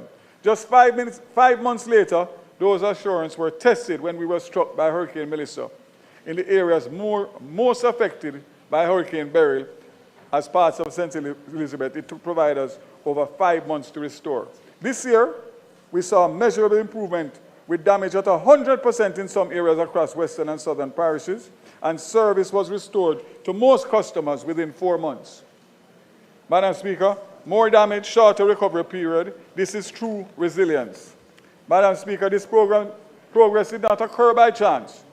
Telecommunications providers, in collaboration with the regulators, expanded partnership with satellite operators to bolster redundancy and ensure continuity with terrestrial networks where compromised.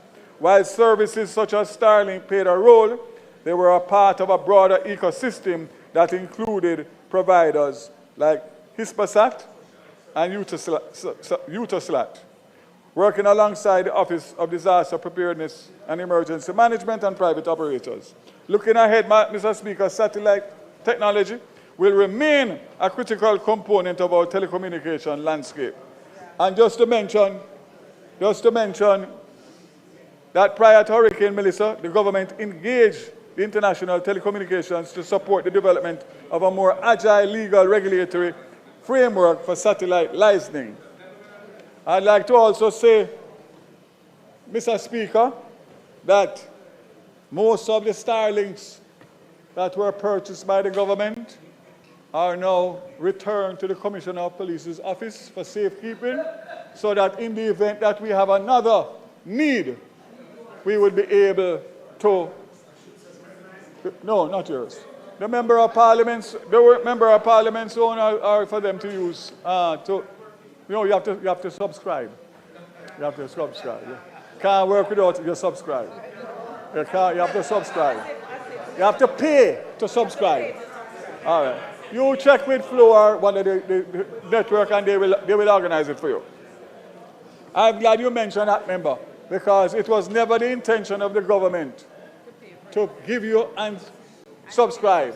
We got a free subscription from Starlink, and when that ended, each person who was given a Starlink by the government of Jamaica has the responsibility to connect and keep the bill. So see me after this. I think the problem is the money to pay the subscription. Check with me after this. Madam Speaker, resilience demands diversity, particularly in how we expand and sustain broadband access as the government continues to build out the national network. Affordability must remain central. The high cost of international bandwidth affects households and businesses alike, limiting access to meaningful digital operators. While the government does not intend to be a market participant, it will act as a market enabler. In this regard, there is clear room for increased competition.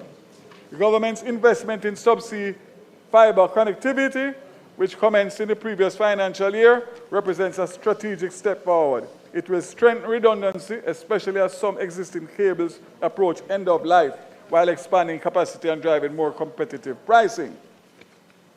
Madam Speaker, we expect the new subsea cable to be operational by the end of 2027. By the end of 2027. Madam Speaker, as another pillar of resilience, the ministry has worked to finalize National Emergency Telecommunications Plan with continued support from the ITU. Plan was completed during this financial year. Spectrum Management Authority strengthened Jamaica's wireless communications during 25-26 by ensuring efficient spectrum allocation, regulatory compliance, and reliable telecommunication services essential to the economy. Universal Service Fund continues to actively reduce the digital divide and advance inclusive national development. Through a partnership with e-learning, the following devices, and you can see it on the screen, have been distributed over the past 10 years with a value of tens of millions of US dollars. The USF continues its effort to roll out 5 new public Wi-Fi hotspots, waterfront in downtown Kingston, Spalding, Manchester, Craft, Market, Kingston, Port Royal, St. Andrew, Ocho St. Anne. With the addition of these sites, there will be a total of 40 Connect Jamaica sites available island-wide as of March 26.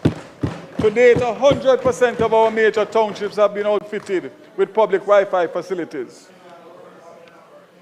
So they were severely damaged in Melissa, and I can assure that they are on program to be restored in short order. I would say within the next 4 to 6 weeks. I think one of the issues that we have is to find out how the government through USF can monitor these units to make sure that we get value for money in terms of the maintenance contracts that are out. Madam Speaker, as I close, a total of 27 public Wi-Fi sites were impacted. To date, only 3 have been restored. The 24 remaining will be completed by June 2026, and the list of them are there. Community access points. Of the 49 community access points, 46 have already been restored, with just 3, 2 in St. Elizabeth and 1 in St. James, remaining island-wide. Madam Speaker, after Hurricane Melissa, when communities were cut off and systems disrupted, the USF moved quickly. 1,000 tablets valued at $72 million were deployed to support national damage assessments. This is real-time data collection, the real decision-making, and real support for the affected families in St. James, St. Elizabeth, Westmoreland, St. Anne, and Trelawney. Madam Speaker, in closing... Your time is up. Your time is up. I can't close? You give me permission to close. Madam Speaker, in closing, today's realities have sharpened the government's resolve. Minister.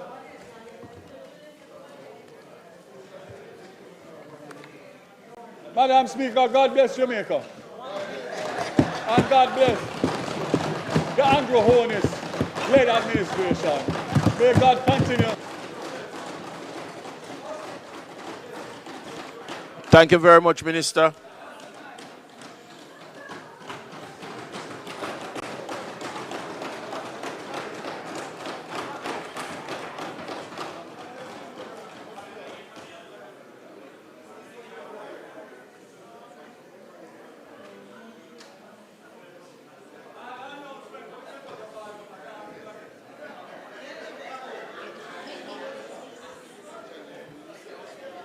House Leader.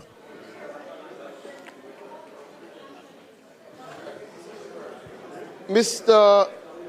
Speaker, we thank the member from Portland Western, the Minister of Energy and Telecommunications, for a comprehensive, action-oriented presentation full of what has been done and more good things on the horizon. We will now turn to the member from St. Andrew South Western.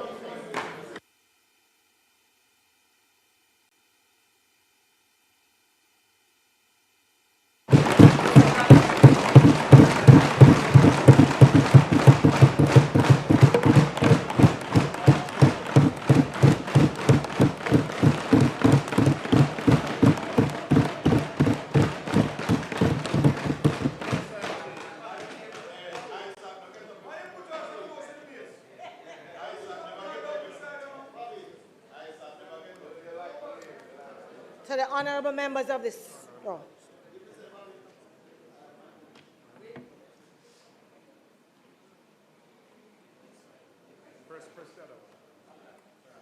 Oh.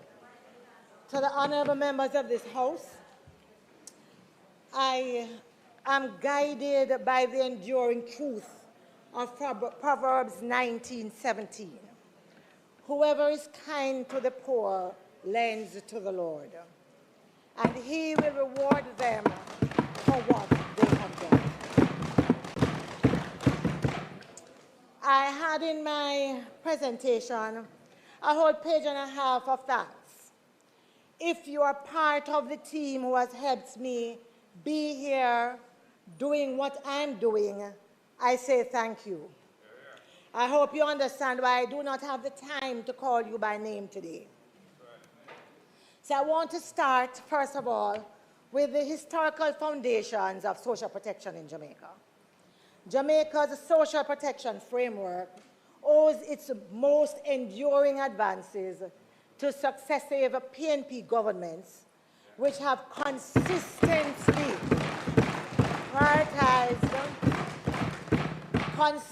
prioritized the poorest and the most vulnerable, delivering economic security, health safeguards, education access, digital inclusion, and justice reforms that traditional definitions often overlook. The foundations began in the 1960s, yes, under a JLP administration with the NIS and the new secondary schools, but it was the PNP leadership of the 1970s under Michael Joshua Manley that revolutionized protection for the needy. The Minimum Wage Act, the National Housing Trust, Employment Termination and Redundancy Payments Act, Equal Pay for Equal Work, Maternity Leave with Pay, and most crucially, free secondary and university education. In terms of the dignity that many of us claim, it is because no bastard not there again.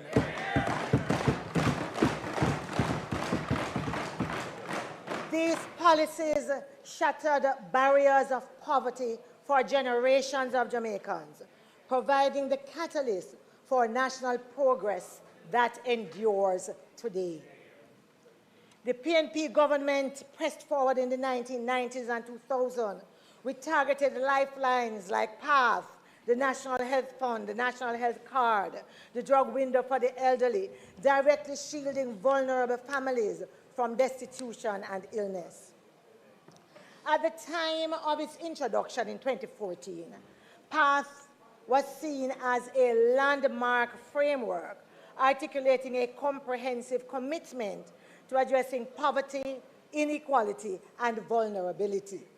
And it stood as the first strategy of its kind in the Caribbean, positioning Jamaica as a regional leader in the design and articulation of social protection systems.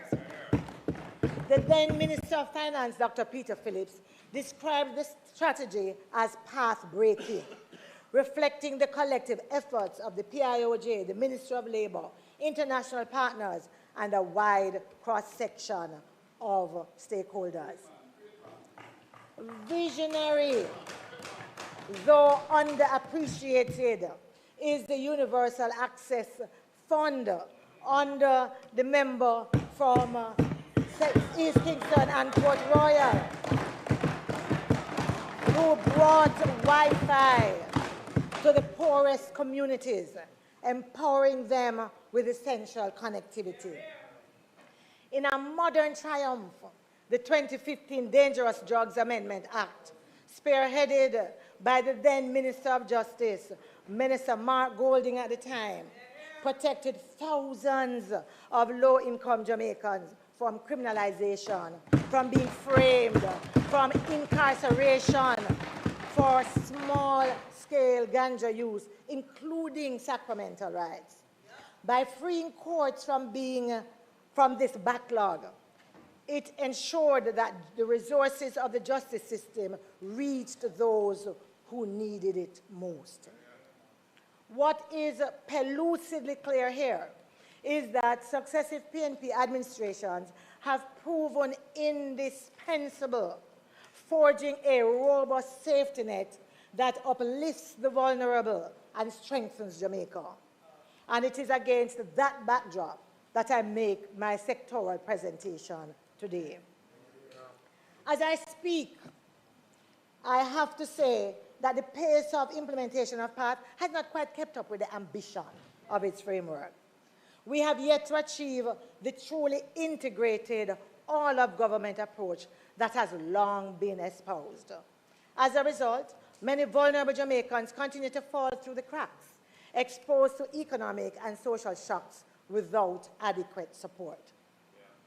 You know, I look at the passage of Hurricane Melissa on October 28th. It represented a critical stress test for the country's social protection architecture.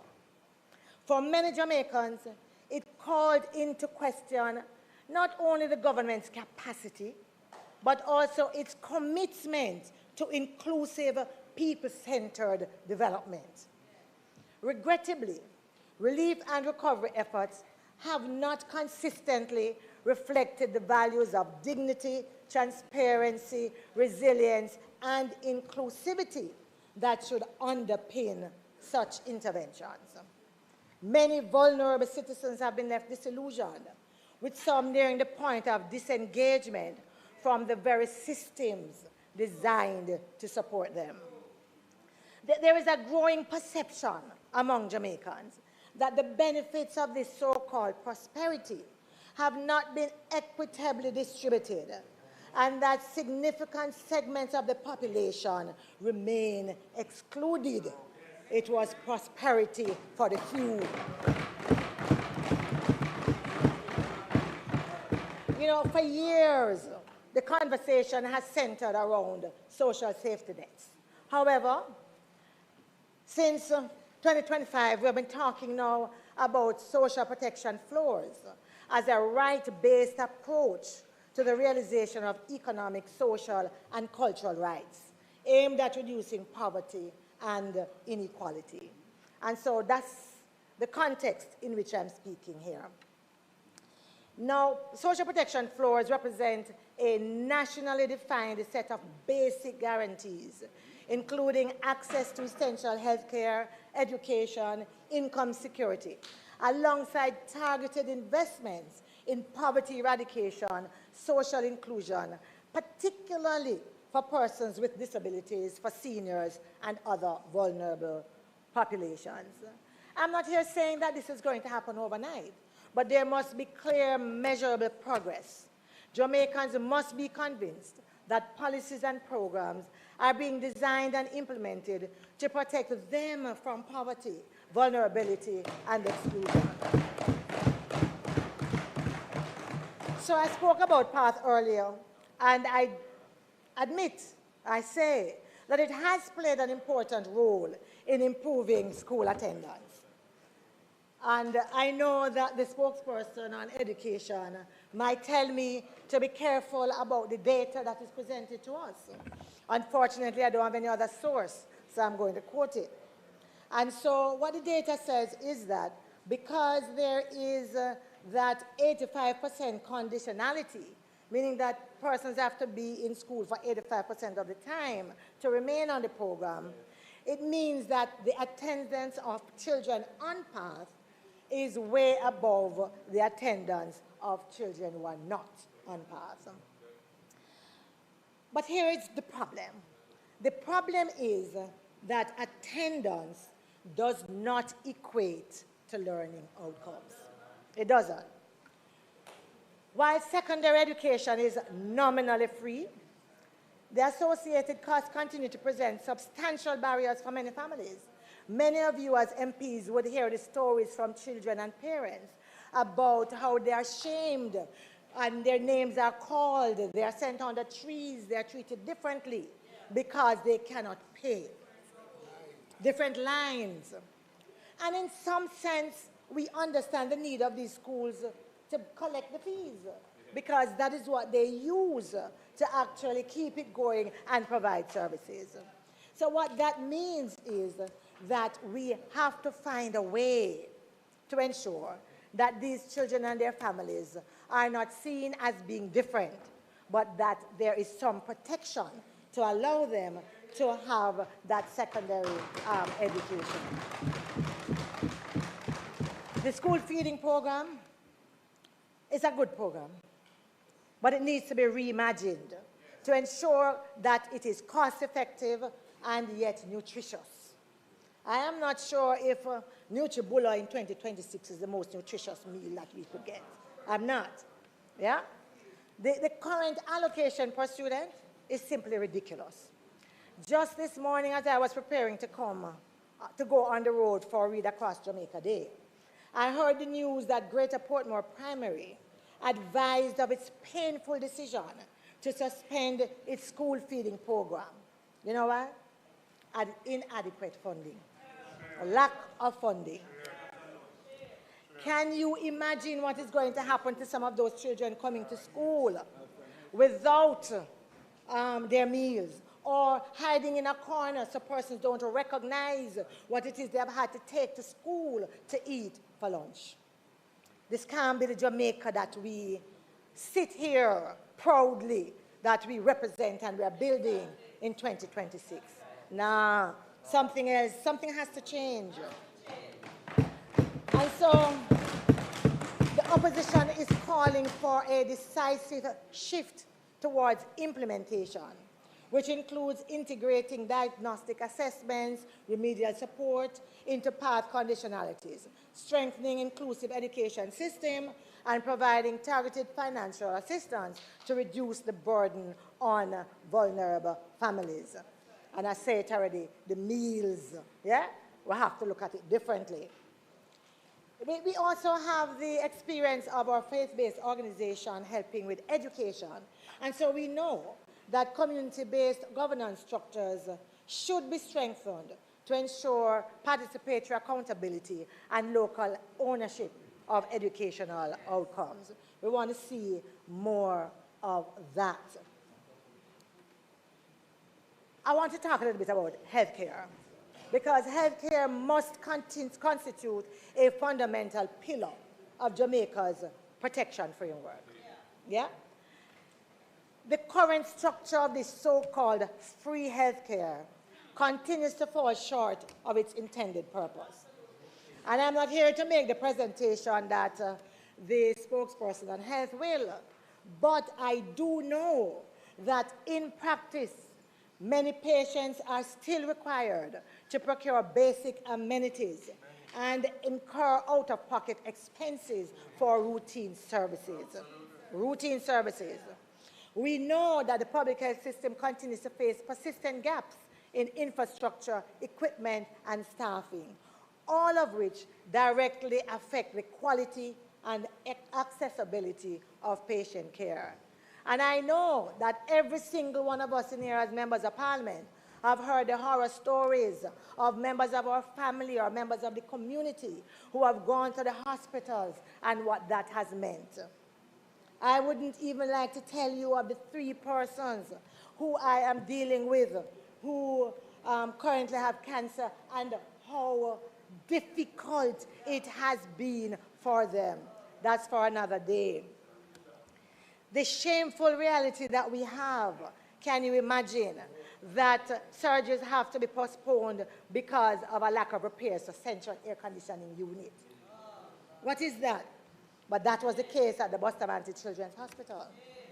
And the truth is that the Jamaica Medical Doctors Association also said something similar when they said that the UHWI, the core barrier to reliable service delivery lies in systemic defects, including staff shortages, compensation, and compensation breaches, more so than even funding itself. And the truth is that this reality disproportionately affects the most vulnerable, placing lives and livelihoods at risk. It is simply not acceptable. You know, Hurricane Melissa exposed the long-standing structural weaknesses within our healthcare infrastructure. In that moment of crisis, the contribution of volunteers, both local and international, proved invaluable. They delivered critical medical services to rural, remote, and underserved communities, undoubtedly preserving lives at a time of urgent need. On behalf of all Jamaicans, I once again, as others have done before, want to say a big thank you.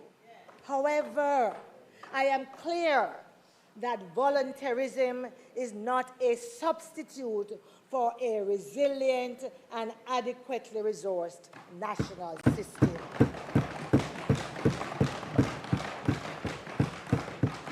The government's level of preparedness in the aftermath of the hurricane was simply inadequate. There's no other word for it. As the reconstruction efforts continue, there must be a deliberate shift toward building resilient healthcare infrastructure capable of withstanding future climate-related events. Further concerns arise with the abrupt departure of the Cubans. I would not like to tell you the number of individuals who right now are uncertain and distressed, yes, in light of the challenges about where they go for health care.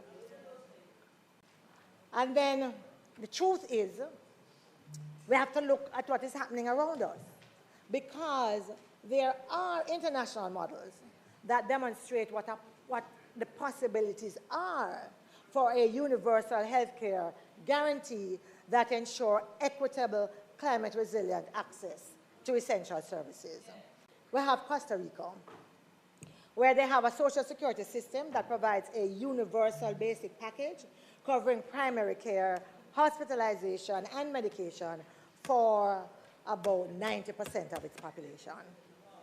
Barbados has a national health insurance arrangement that supports comprehensive primary and preventive care.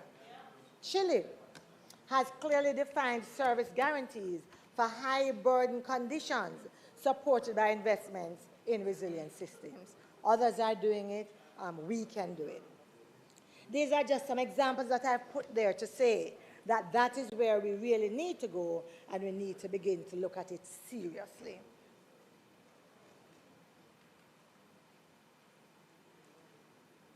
Decent work and livable wages. Without this, social protection is incomplete. Decent work and livable wages determine whether families can eat, send their children to school, recover after disasters, or contribute productively to national rebuilding. Jamaica cannot achieve a durable social protection floor without legal certainty on wages, workplace safety, social protections, and recognition of service. The government's decision to increase the minimum wage to $17,000 a week, up from $16,000 a week, is way short of that campaign commitment for $32,000 a week. And it is nowhere near that livable wage that we should be talking about. For years, I want to talk about the security guard. For years, we have been talking and calling for a joint industrial council for the industrial security industry, and we want to do that again. The government must initiate these discussions and provide a structured pathway to protect these workers from falling into poverty after years of service. You know, many of them are either close to retirement or past the age of retirement. What has been happening is that they have been forced to enter into new contracts, so they are treated as new recruits, losing all the years of service and with no benefit to carry. We must be concerned about that. And then let's talk about the OSHA bill, which was intended to replace the outdated Factories Act of 1943. It was first tabled in Parliament in 2017. A lot of review, still not passed. We have heard the recent promises of the minister, yes, that it will be passed shortly. But promises without law leave workers exposed. And as Jamaicans, we know that promise is comfort to a few. What is needed is statutory funded systems that deliver livable wages, safe working conditions, and enforceable protections. In December 2025, the Red Cross reports that we had 156,000 homes that were damaged and in need of repair, with approximately 90 families directly affected. Last week, the minister said that 114,000, yes, 156,000. And 90,000 families, yes, directly affected. Last week, the minister indicated that 114,000 households were assessed. But I want to talk a little bit about that, because honestly, the optimism and glee with which the minister speaks does not accord with the lived experience of the majority of individuals who are still reeling from the devastation of Hurricane Melissa. That's right. Many of them have not yet been assessed. They're not even so sure how to get assessed. Yes? Others have been assessed, but are still not aware of their status. Yeah? And then again, others have been sent their information, and it is still a quandary about exactly where they fall. It seems to me that the system was not built for transparency, nor from accountability, and that is a big problem. When individuals go to the parish offices, the woes that they tell, yeah? They say that the information that they collected and put in there from the workers, it has changed, yes? Personal geotagging is a problem because there are issues with how the houses have been geotagged, which takes them out of the system completely. Community names being mismatched, locations being incorrectly recorded. Data handling issues have led to missing or incorrect information, including phone numbers, CRN, the level of damage. even though this information was provided during the assessments and uploaded. In some cases, payments marked processed later appear cancelled. Yeah? There are also reports that damage levels recorded during the assessments have been altered after the fact, reducing entitlements for affected households. And this is not duppy stories. I'm talking to individuals and I'm placing there because I believe that they are that important. I believe that there must be immediate corrective action. We need to see a fully operational online portal and toll-free hotline, so issues the issuing of verifiable assessment receipts or control numbers.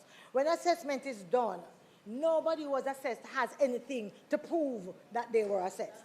Somebody came, talked to them, and left, and now it is my word against your word, whether or not you were assessed.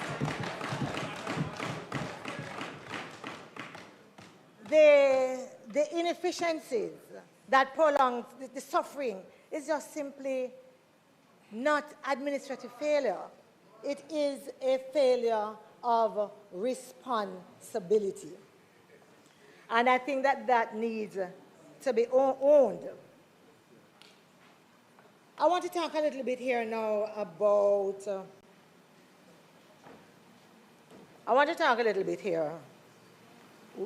about dignity, inclusivity, and identity.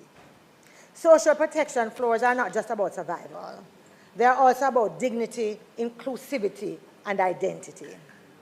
Dignity requires that support be delivered in a manner that respects individuals, protects their privacy, and avoids unnecessary hardship and humiliation.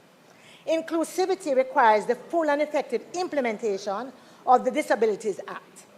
Identity requires that policies recognize and respect the lived realities of all Jamaicans. Consider Rastafari, a pillar of our national identity, celebrated globally through music, philanthropy, and culture. Yet our laws treat it simply as a religion, overlooking its holistic essence and how that then influences spiritual sacraments, economic livelihood, natural health practices, and environmental stewardship. Yeah? Current protections do not go far enough. Yes, the amendments to the Dangerous Drug Act offer just partial relief, but without explicit constitutional recognition. We need to go further. I also want to talk a little bit about what this dignity and inclusivity means. We are descendants of Nanny of the Maroons. We are descendants of Paul Bogle. We are descendants of Sam Sharp.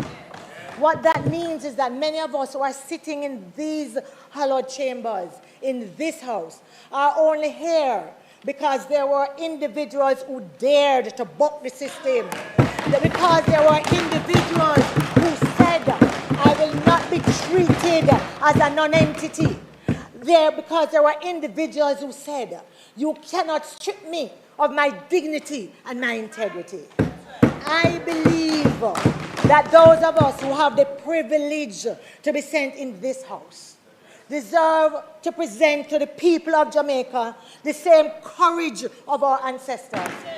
We cannot sit in the chambers and be treated like children.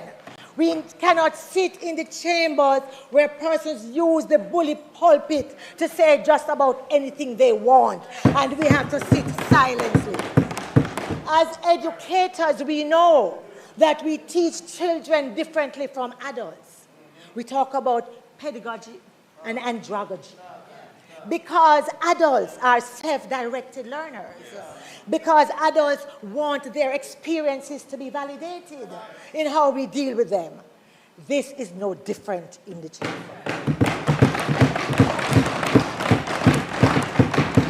No one gets to come into the chamber, regardless of who you are, to pontificate and to scold the rest of us without taking responsibility for your own lack of decorum and disrespectful behavior.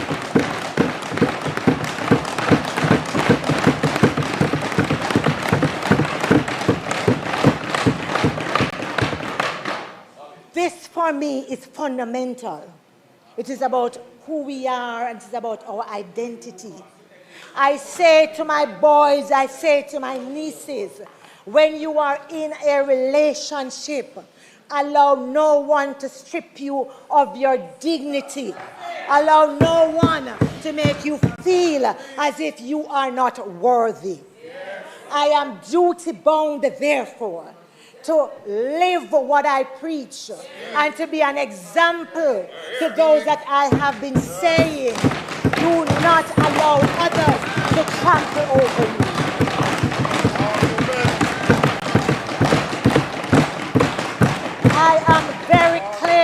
I am very clear in my mind that every action has consequences. We are leaders. Choice making is what we do every day. We take decisions and we bear the consequences. And so I say to this august body and to my colleagues, I am willing to cooperate with anyone who is willing to treat me as a human being. I am willing to play my part. Granted, I have never been a submissive female. It's too late for me to be that now. It's too late for me to be that now. So you will not get a submissive Angela in the chambers. No. However, I respect my colleagues. But there's a line I draw. If I come before you and every day you disrespect me, that's right. Them say one day the bucket bottom I go drop out. And when it drops out, and I stand here today very, very clear, when it drops out, those who have the authority to punish, go ahead. Go ahead. History will absolve. I do it not just for myself. I do it for those others who will come behind us and will remember that in this house we are all to be treated equally. That in this house, when we have certain positions, we put aside our political partisanship.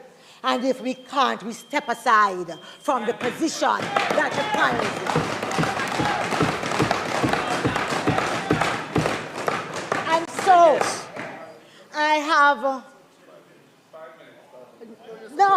I am very clear. I have dropped a lot of what I had prepared to speak today because I believe that this is important. I believe this goes to the heart of our democracy. Democracy is not just about you wielding a sword. It is also about how you reach across the aisle and make accommodations and come to decisions to the benefit of all. I am tired of sitting here, pressing my mic, asking to be to say something, and you don't have even the decency of listening and then saying no. None of us here, none is clairvoyant. None of you live in my head. And therefore, even though you think you know me well, you do not know what I am going to say when I press my mic. Give me the courtesy. Accord me the respect as an elected member of this house to be heard. You then have the opportunity to determine whether it is okay or not for me to go ahead. I stand here as a representative of the people of Southwest St. Andrews.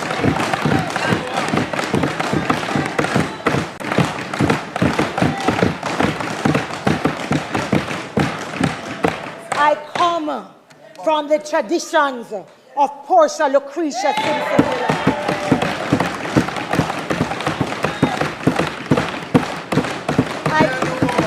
I come from Vincent Brown, who is still alive at 100 and would rue the day if he saw me in a position where I sat quietly and took disrespect.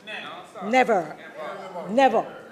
And so I'm hoping, as I close, that this will be a moment on which we reflect, all of us, not just some, so that We leave the lack of decorum, whether it's from that chair or otherwise. Yeah. We leave the disrespectful behavior, whether it is from the speaker's chair or otherwise. The rabid partisanship, whether it is from the speaker's chair or otherwise. Right. It is one thing to say it and you're not mic'd. But when you stand to speak and to represent, then you have to draw the line somewhere. I am hoping that this will lead to a new day in the Parliament.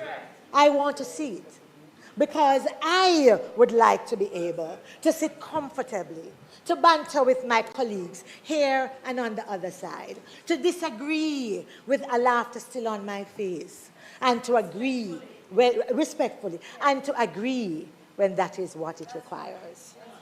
Thank you.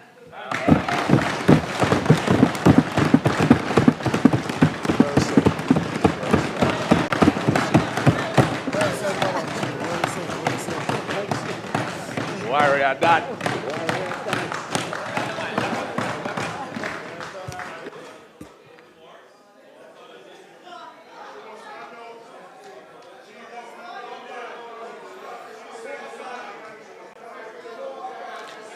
House Leader.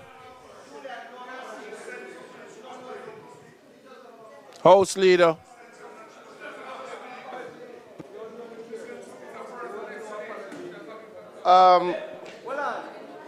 Mr. Speaker, we have just heard from the member from St. Andrew Southwestern. We will now ask for the recommittal of the, well, firstly, for the suspension of the sectoral debate and for the recommittal of the agenda items. The request is on the floor for the suspension of sectoral debate. Those in favor? Those against, the ayes have it. We will now have the recommittal to the agenda. Those in favor? Those against, the ayes have it.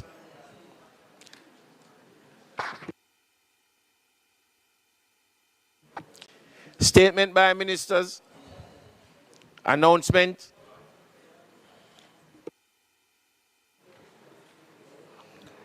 Laid on the table of the House are the following. Annual report and audited financial statement of the SCJ Holdings Limited for the financial year 2020-2021 and its related ministry paper number 28 of 2026 titled Annual Report SCJ Holdings Limited for the year ended March 31, 2021. Annual report and audited financial statements of the Jamaica Bauxite Mining Limited for the year ended March 31, 2022, and its related ministry paper number 29 of 2026 titled Annual Report and Audited Financial Statements of the Jamaica Bauxite Mining Limited for the year ended March 31, 2022. Annual report and audited financial statement of the Jamaica Vacations Limited for the financial year 2023-2024. Annual report and audited financial statement of the Montego Bay Convention Center for the financial year 2022-2023. And finally, the annual report of the National Solid Waste Management Authority for the financial year 2024-2025. Thank you, Mr. Speaker.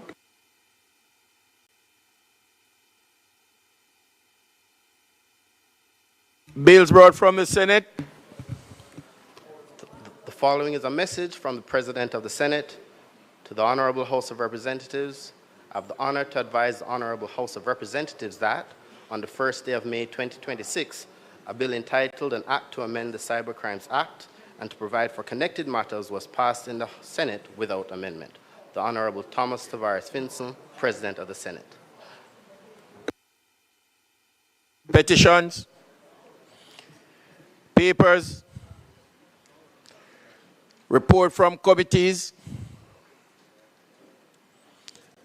Notices of motion given orally. Mr. Speaker,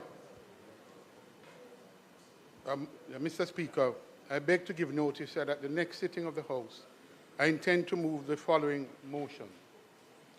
Whereas Jamaica is currently experiencing a shortage of and instability in the supply of cement, a critical input for the construction, infrastructure, and manufacturing sectors, and whereas this shortage threatens to delay urgently needed reconstruction and reliance works in the aftermath of Hurricane Melissa, including housing, public infrastructure, private sector facilities, and community-based resilience projects, and whereas any prolonged or worsening cement supply disruption poses a serious risk to investor confidence, both domestic and foreign, and may result in the postponement or cancellation of strategic investments, and whereas the said shortage and instability in cement supply can lead to significant job losses, reduced working hours, and business closures in sectors directly and indirectly dependent on construction activity, including small and medium-sized enterprises, and whereas the current situation, if not effectively managed and mitigated, could escalate into a full-blown economic and social crisis, undermining national development goals, particularly in the post-Melissa construction and resilience period. And whereas there is a compelling need for transparent, timely, and comprehensive information to Parliament and the public regarding A, the causes and expected duration of the cement supply shortage, B, the state of local production and import arrangements, C, pricing trends and potential anti-competitive practices, D, the impact on unapproved and pipeline public and private projects, and E, the measures being contemplated or implemented by the government to stabilize supply, protect jobs, and safeguard investment. And whereas Parliament must exercise its oversight responsibility to ensure that appropriate policies, regulatory actions, and contingency plans are in place to mitigate the risk of a full-blown crisis and to support a swift, equitable, and resilient reconstruction process. Now, therefore, be it resolved that the Honourable House calls upon the government to immediately provide Parliament with a comprehensive briefing on the current cement supply situation, including data on production, imports, inventory levels, pricing, and the status of critical reconstruction and infrastructure projects. Be it therefore resolved that this Honourable House calls upon the Ministry of Industry, Investment and Commerce and its agencies to present clear and time-bound plans to ensure that post-Melissa reconstruction and resilience works by households, private sector, and government are not compromised.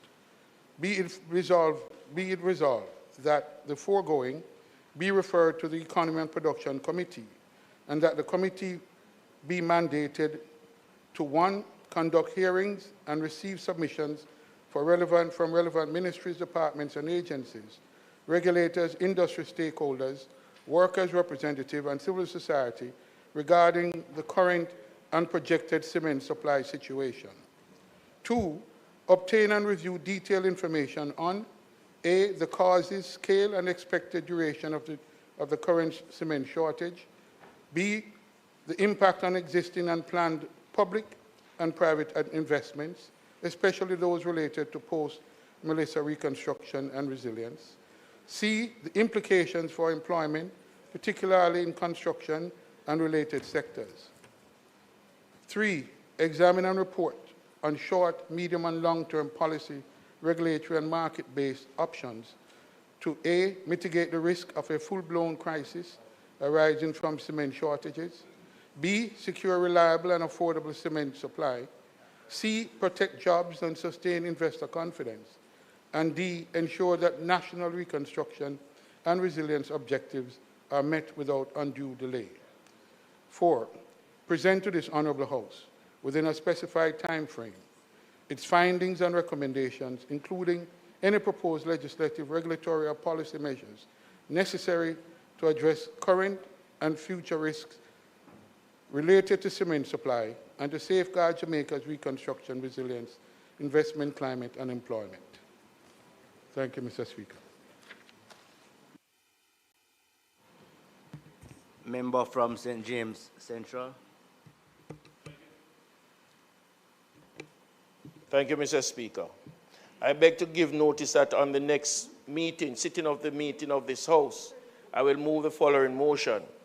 Whereas a 2016 study by a leading local anthropologist revealed the rate of paternity fraud in Jamaica was at 25%, and whereas Jamaica is one of the leading countries in the world with regard to the incidence of paternity fraud, and whereas there is a need for certainty of parenthood within our society to fortify the institution of families in Jamaica in pursuit of national outcome, 3 out of 4 effective social protection and authentic transformational culture of the Vision 2030 Jamaica National Development Plan. And whereas it has been found that the revelation of paternity fraud or the misattributed paternity has led to several incidents of domestic violence in Jamaica, which must be mitigated, and whereas certainty of paternity would be a key mitigating factor of domestic violence in our society, and whereas the advancement in technology to allow for efficient and accurate DNA paternity testing to definitively determine paternity is now available in Jamaica, and whereas certainty of paternity can be achieved by mandating that, where it is desired that the name of the father be included on the birth certificate of a child born in Jamaica, a DNA paternity test be conducted to confirm the biological relationship between the child and the man desirous of being so named. And whereas the cost of all mandatory DNA paternity tests would be covered by the government of Jamaica and facilitated through each regional health authority, be it resolved that this Honourable House debate the issue of mitigating paternity fraud. Be it further resolved that this Honourable House take the necessary step to amend the relevant sections of the Registration, Birth and Death Act and Status of Children Act to allow for the additional requirement of mandatory confirmation of paternity by way of DNA paternity test. Thank you. House Leader. Mr. Speaker, I beg to give notice that at the next meeting of the House, I will move to introduce and I have read a first time a bill shortly entitled the Jamaica Dairy Development Board Amendment Act 2026.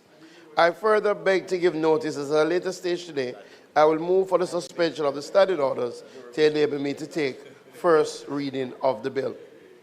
Mr. Speaker, I beg to give notice that at the next meeting of the House, I will move to introduce and have read a first time a bill shortly entitled the Conch Export Levy Amendment Act 2026. I further beg to give notice as a later stage today, I will move for the suspension of the standing orders to enable me to take first reading of the bill.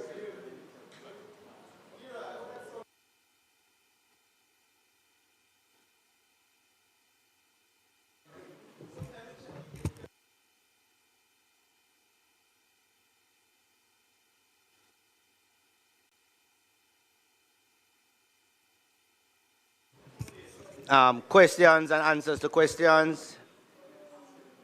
Motions that may have been made at the commencement of public business requiring notice. Motions relating to sittings of the House. Motions for leave to introduce bills. Presentation of bills without leave of the House first obtained.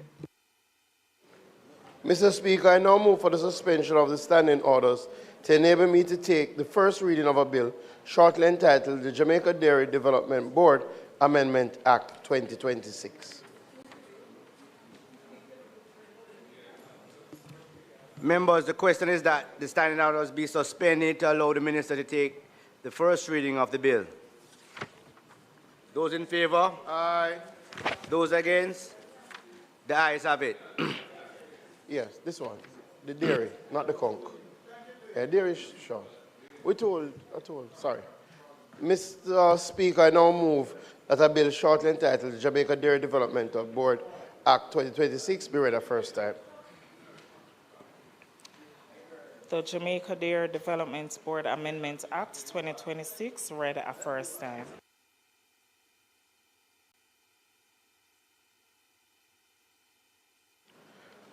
Mr. Speaker, I beg to give notice of second reading of the bill. I further beg to give notice at a later stage today, I will move for the suspension of the standing orders to enable second reading of the bill and to take it through all its concluding stages.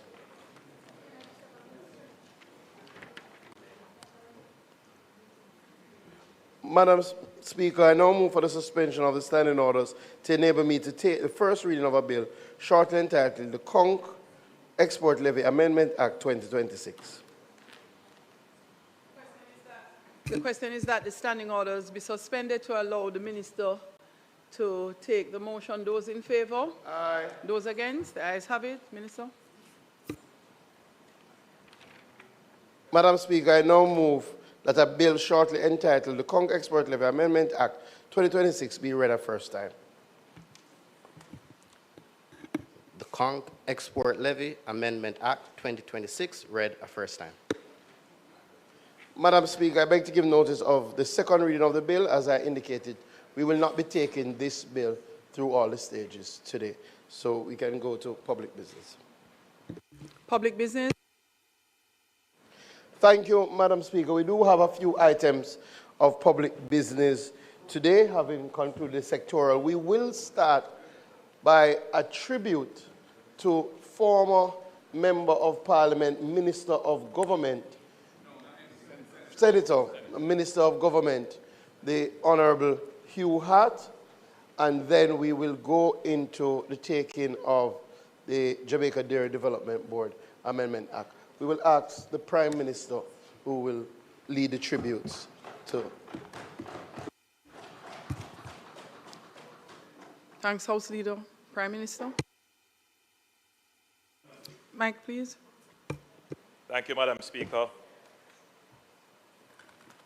I rise to pay tribute to the life and service of the Honourable Hugh Cecil Edmund Hart, Order of Jamaica, former Senator, former Cabinet Minister, distinguished attorney at law, business leader, and servant of the Jamaican people. On behalf of the government of Jamaica, and indeed on behalf of all who value long and faithful service to the country, I extend sincere condolences to his family, his friends, his former colleagues in Parliament and Cabinet, the legal fraternity. I must mention, Madam Speaker, the Monroe College family. Absolutely. And all those who had the privilege of knowing and working with him. Hugh Hart belonged to a generation of Jamaicans who helped to shape the institutions and economic foundations of our young nation after independence. He was a man of intellect, discipline, judgment, and resolve. His contribution was not confined to one field. He served Jamaica in law, in business, in public administration, in Parliament, and in the Cabinet. Born in St. Andrew and educated at Monroe College, he went to Queen's College, Oxford, where he studied law. He was called to the bar at Gray's Inn in 1953 and later admitted as a solicitor in Jamaica in 1956.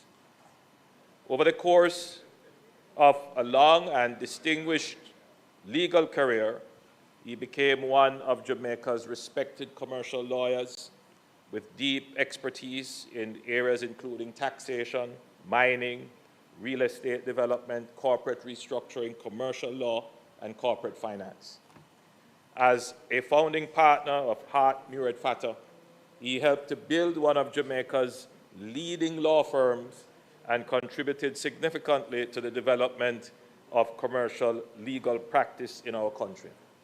His legal work was marked by seriousness, precision, and a practical understanding of how law supports enterprise, development, investment, and institutional order.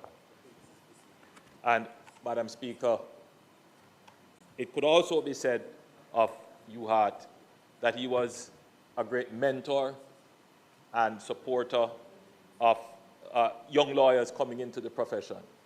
Indeed, I'm sure that when the leader of the opposition speaks, he will spend more time on that aspect of UHART's contribution to national development. But, Madam Speaker, UHART was not content to serve Jamaica only from private practice. He answered the call to public service.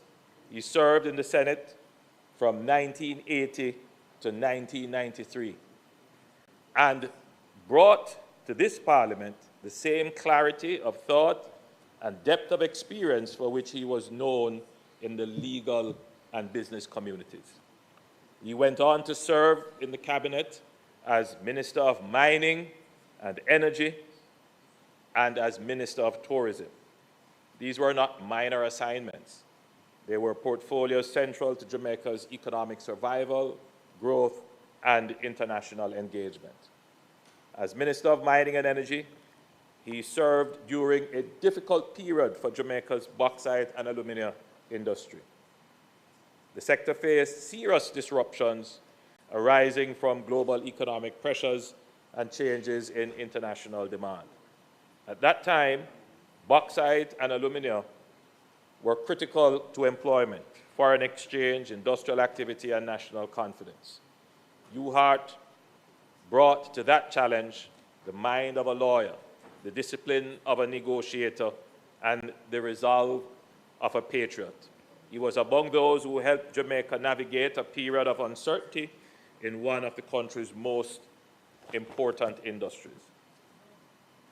His service in that ministry reminds us that national leadership is often tested in moments of difficulty. It is easy to speak of development when conditions are favorable. It is far more demanding to protect national interests when industries are under pressure, when jobs are at risk, and when the country must find a path through forces beyond its immediate control. UHART served in such a moment, and he did so with seriousness and distinction. As Minister of Tourism, he also played a role in advancing one of Jamaica's most important economic sectors. His tenure coincided with important milestones in the growth of the industry, including Jamaica's continued emergence as a premier global destination. He understood that tourism was not merely an industry of hotels and arrivals, but an expression of Jamaica's identity, culture, hospitality, and international presence. Our current Minister of Tourism exemplifies this, Madam Speaker. Beyond ministerial office, UHART gave service to many of Jamaica's major institutions. He served in leadership roles across the public and private sectors, including institutions connected to bauxite, energy, manufacturing, finance, and commerce. In these capacities, he helped to strengthen the governance and strategic direction of organizations that mattered to Jamaica's economic life. In 2011, Jamaica conferred on him the Order of Jamaica in recognition of his contribution to the bauxite and alumina industry and to the legal profession. It was a fitting national honor for a man whose work had touched so many areas of Jamaican life. Madam Speaker, there is an important lesson in UHART's example.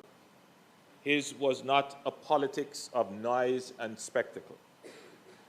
His was a life of competence, preparation, duty, and measured service. At a time when public life is often judged by immediacy and volume, UHART's life reminds us of the enduring value of steadiness. He was serious without being theatrical. He was accomplished without being boastful.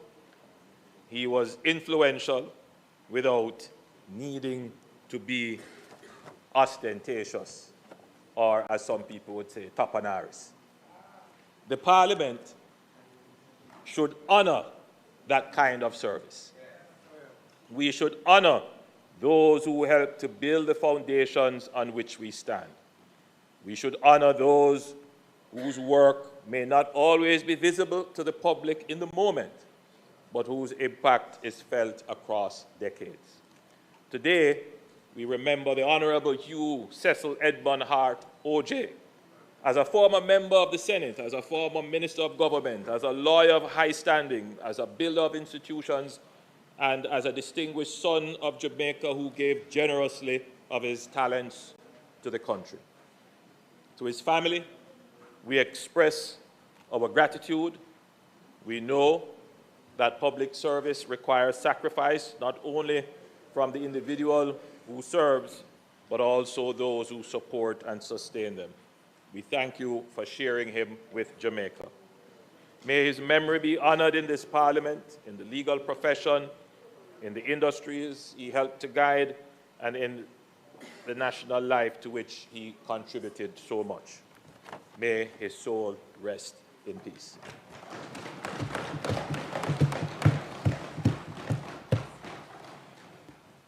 Leader of the Opposition. Thank you, Madam Speaker. Perhaps I can just give me a little space here, just thanks. Thank you, my brother.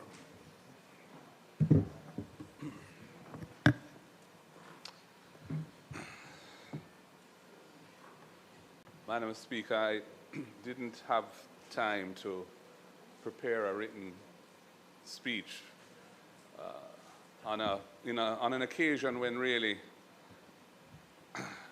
I ought to have, because Hugh Hart is somebody very special to me. I don't know whether my colleagues all know this, but Hugh Hart and I have been law partners for most of my career. I joined the firm of Hart, Muirhead, Fatter in 1993 when it was just Hugh Hart, John Muirhead, and George Fatter. And they were all in the later stages of their career and had formed a firm so that they wouldn't retire and get bored, but would be able to practice law in a somewhat leisurely way. I was 28 and very grateful when they allowed me the opportunity to join them. I had wanted to be in New Kingston, where their firm was operating from. And I actually met John Muirhead at the recount, or the preliminary count, for Southeast Clarendon in the election when Peter Bunting ran against Hugh Shearer. And John Muirhead was Hugh Shearer's lawyer for the count.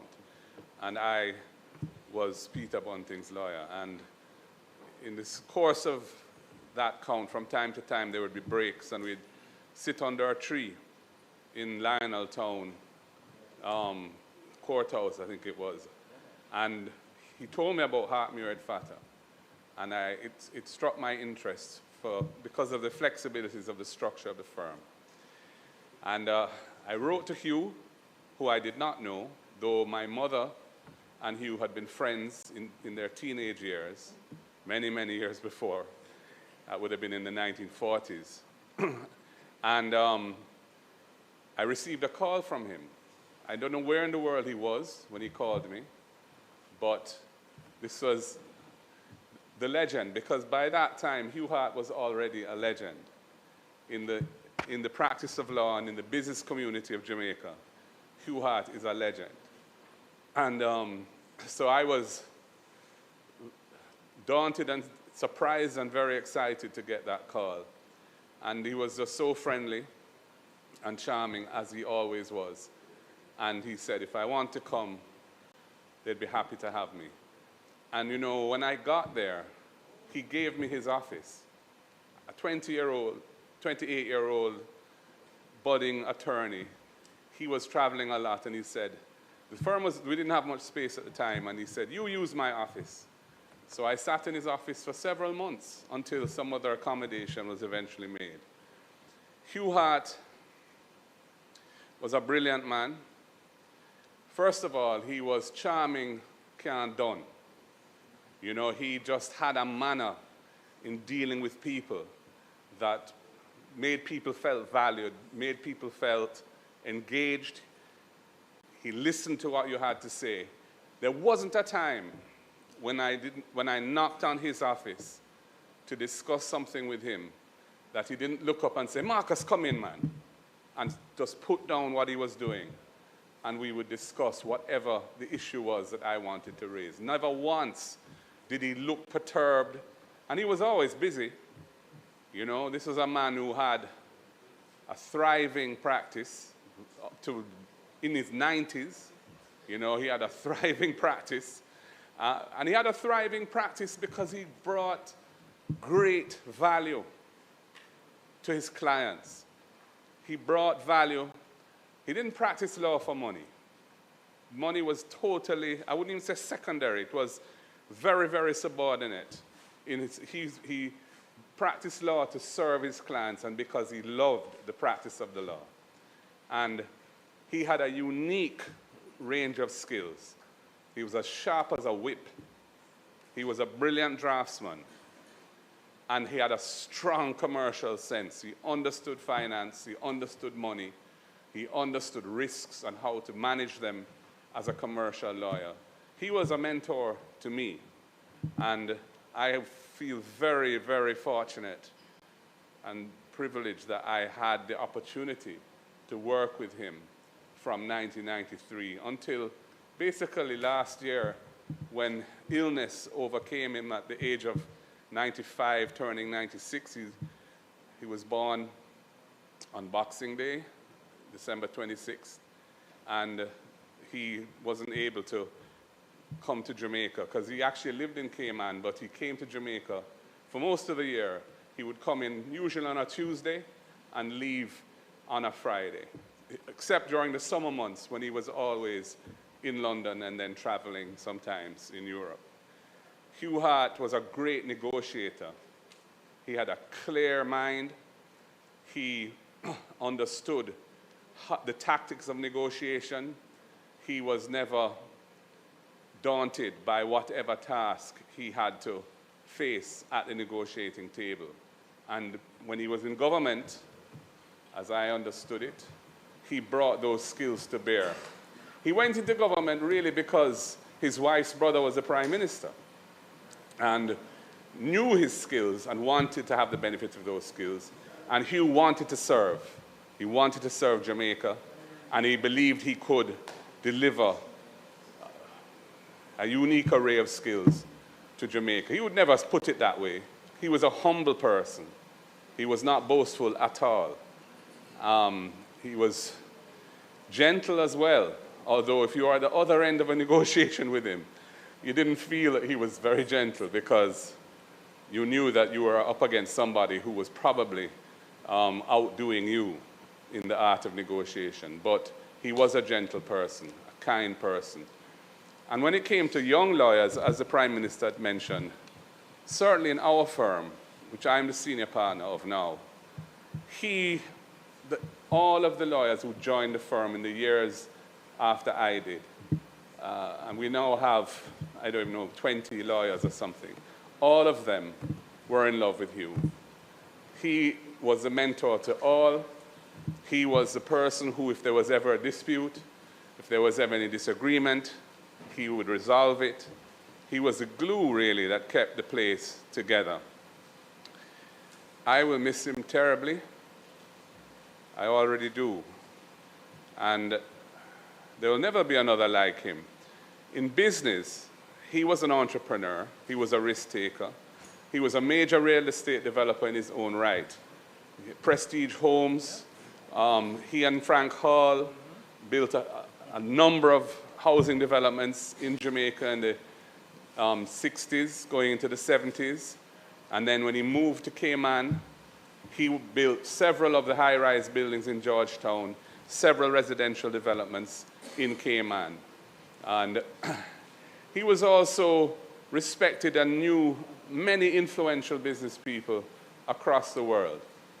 You know, he was somebody who, You know, for example, when he was Minister of Mining and Energy and Jamaica was in problems, he could pick up the phone and he could speak to the head of major metal trading houses in Switzerland or wherever it would be, and they would take his call. And many of them became his good friends. And up to late in life, though he outlived most of them, you know, he had a close relationship with many of them. Hugh Hart, as I've said, is a one of a kind. And God bless him. He's such a special individual. Prime Minister, I thank you for your kind remembrance of him, your tribute to him. It was fitting of the man. Mine isn't really, but it's partly because I'm fairly emotional talking about him. His death is recent, and he was, certainly after my father passed on in 1996, Hugh was sort of the next person of that generation who I had a kind of special, you know, avuncular relationship really in his case. So it's a difficult thing for me to be speaking about him in here. But I'm glad that I've been given the opportunity to do so, because it is right that this Parliament should honor an exceptional minister. I think he achieved a great deal. He used to tell me a story that when he was minister, he would just get on with what he had to do. And he wasn't very familiar with the processes of government.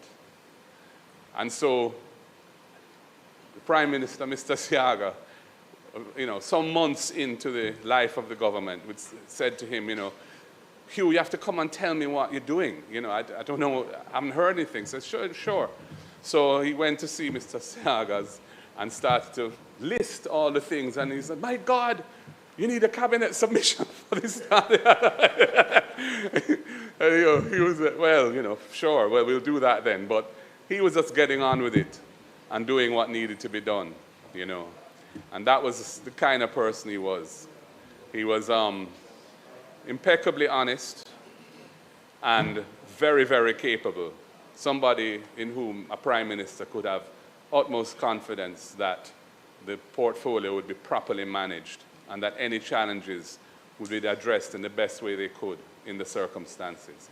May his soul rest in peace. I should just close by expressing my condolences to his children, Lorraine,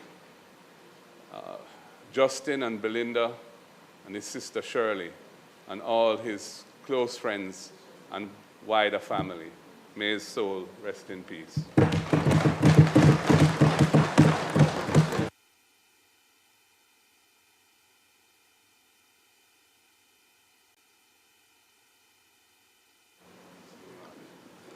Madam Speaker, yes, yes, you borrowed my line.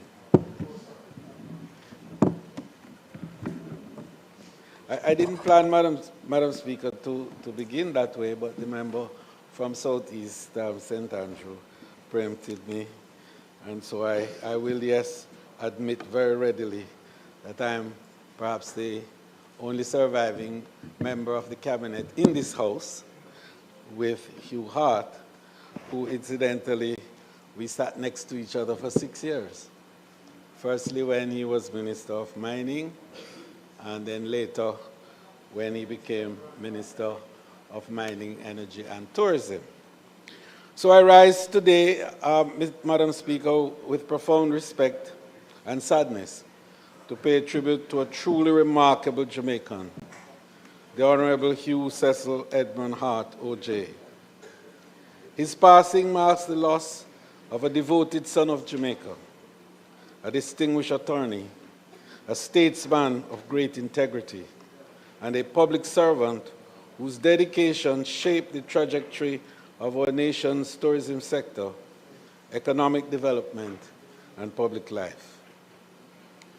Certainly on behalf of all of us in tourism and all the related entities in tourism, the wider tourism fraternity, I extend my deepest condolences to his family, friends, colleagues, and all who had the privilege of working alongside him. Jamaica mourns a man whose life was defined by steadfast service, sound judgment, and an unwavering commitment to the excellence of our nation. Hugh Hart's impact on Jamaican economy was perhaps most uniquely felt during the mid-1980s, when he was entrusted with a massive dual-faceted portfolio by then Prime Minister, the Most Honorable Edward Philip George Seaga. Having served as Minister of Mining and Energy since 1983, his capabilities was expanded in 1986 to include the Ministry of Tourism. The subsequent merging of these portfolios under his leadership was a testament to the Prime Minister's immense confidence in his capabilities. And I can't forget that perhaps it is fair, Madam Speaker, to say that Hugh Hart was the only person in Cabinet who never had Mr. Seaga questioning anything that he did, because there was absolute confidence in the integrity of his effort, but more so the certainty of the outcomes of his actions.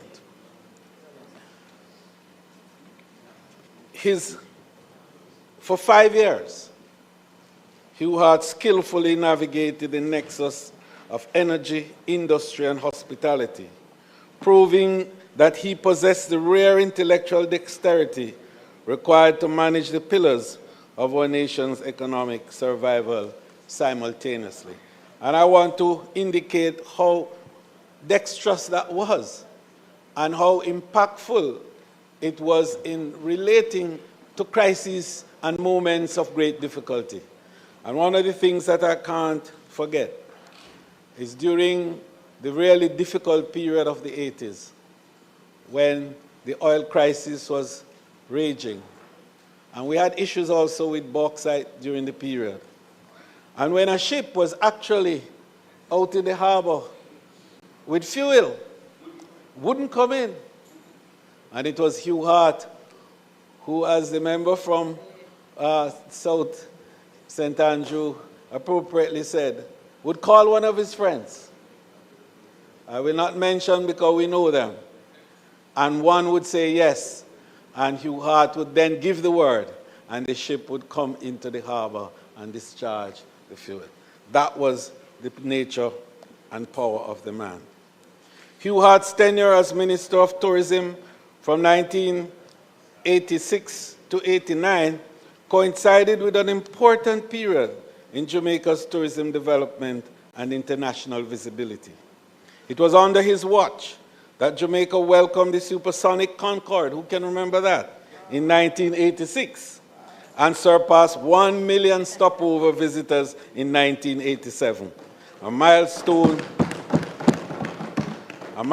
that reflected not only national pride, but also the growing confidence of Jamaica on the global stage.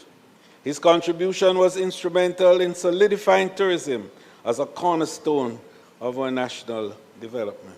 And I can't forget, based on his relationship, and Hugh Hart was like that. He really thrived on relationships.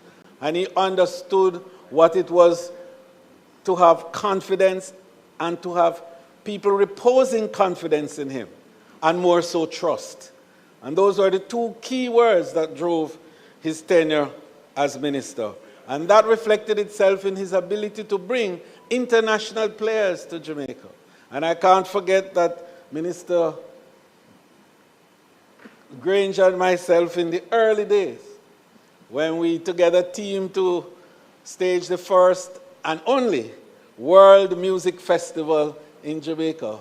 It was Hugh Hart who had the connections that enabled the kind of financing that was able to enable us to put on what was and is today the largest and most significant global event to have taken place in Jamaica. But beyond that, Hugh Hart's contacts made it possible for our 1984 Olympic team. And a member in this house was a part of that team. Juliet Cuthbert, who was a silver medalist in that 1984 Olympics. And it was because of Hugh Hart's influence and support that enabled us to finance the team to the level that we were. And a wonderful experience they all had in Los Angeles, California then, and we were able to host them, in fact, at Beverly Hills for an event. Only Jamaica could have done that. So beyond the headlines, Hugh Hart was a builder. He helped realize the tourism industry following the unrest of the late 1970s and spearheaded the recovery efforts after the devastation of Hurricane Gilbert in 1988. His strategic vision laid the foundation for Montego Bay and Ocho Rios to become major Caribbean cruise hubs, with ship calls and passenger numbers growing in the late 1980s, efforts that combined significantly to Jamaica's economic diversification.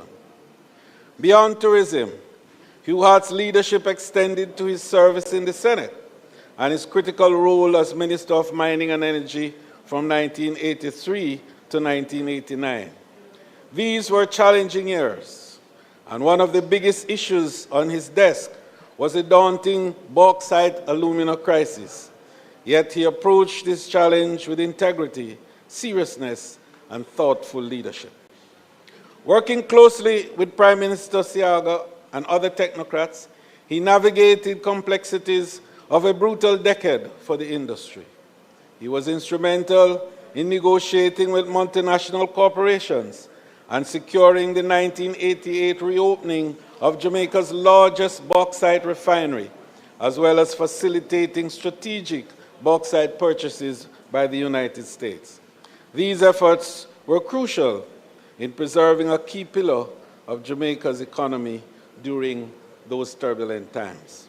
In the energy sector, he steered the nation through IMF-mandated deregulation, volatile oil price shocks, and the pressures of meeting stringent fiscal targets. His stewardship was marked by a steady hand amid significant economic headwinds.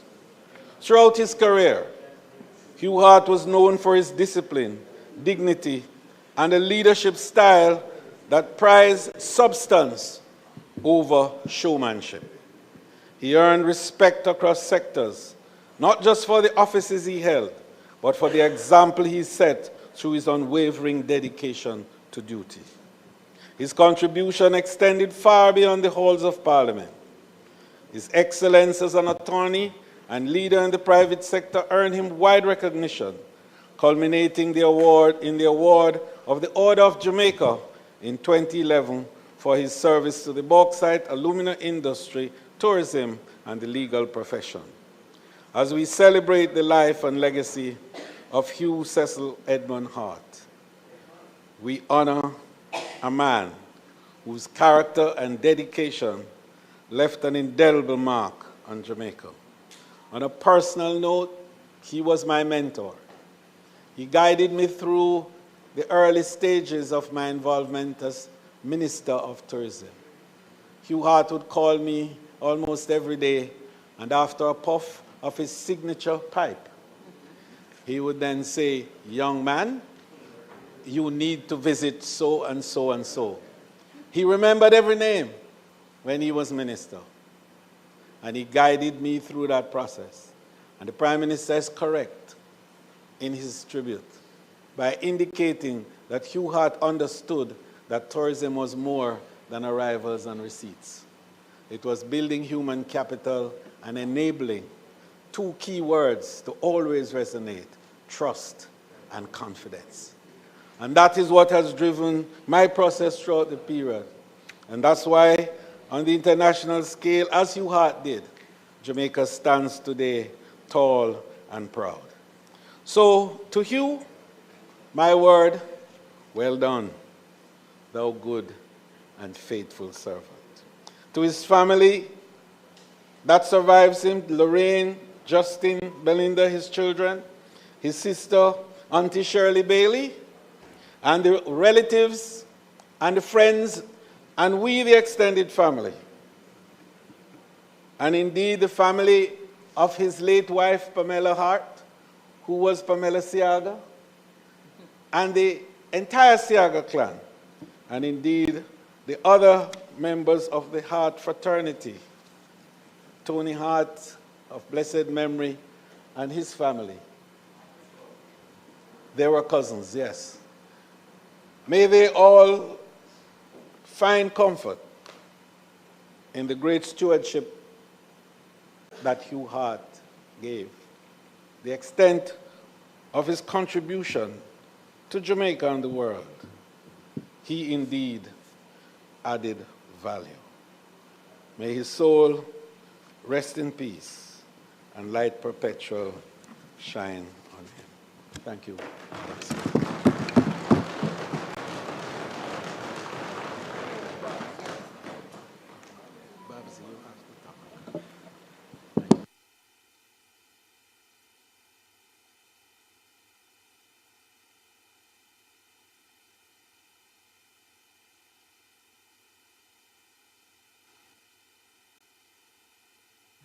The member from Kingston, West Kingston, Minister Mackenzie.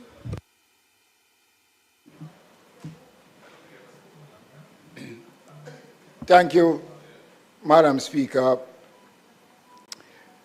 You may be wondering why I'm on my feet to make a brief contribution to someone who myself and the member from Central St. Catherine has the distinct pleasure of knowing longer than everyone in this honorable house.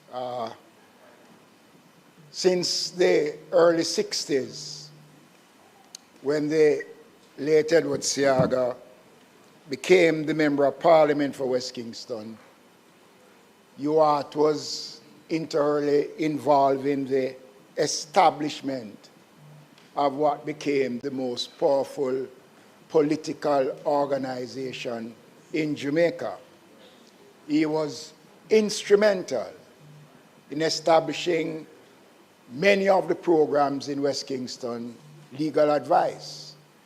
In the first year, when the West Kingston constituency hosted the Christmas charity ball at the then Myrtle Bank Hotel in downtown Kingston, UART was the man that was responsible for having Miriam Makeba coming to Jamaica to perform at the Myrtle Bank Hotel for the West Kingston charity ball in 1965. There are many other such achievements, and I speak on behalf of the people of West Kingston because we benefited significantly from his expertise, especially as a lawyer. And there are persons in the constituency that gain employment in his law firm that presently still works in your office. Yes, right. Yes, so that was a part of the UART establishment. One of the most important things that we will remember UART for in West Kingston, we were the first political organization to establish a trust, the West Kingston Trust. And some of the assets of the West Kingston Trust is the Tivoli Gardens Community Center in West Kingston that was built out of the establishment of the West Kingston Trust. Our cultural program, our sporting program, legally established under the guidance of UART. And is someone that I remember for his kindness and the respect that he demonstrated, especially to the people of West Kingston. There was never a disappointing moment in our relationship with UART. And I am happy that I had the privilege as a young man in meeting UART, working with him. He was humble. Huh? Yes, I am speaking also for Minister Grange, for the member from Central St. Catherine. But we have lost an outstanding Jamaican. And I know the people of West Kingston will remember him for his kindness. And we also want to share in the expressions that has been raised by the Prime Minister and yourself and the member from East Central St. James. May his soul rest in peace, and we thank him for the service that he has given not just to West Kingston, but to the wider Jamaica in general. Thank you.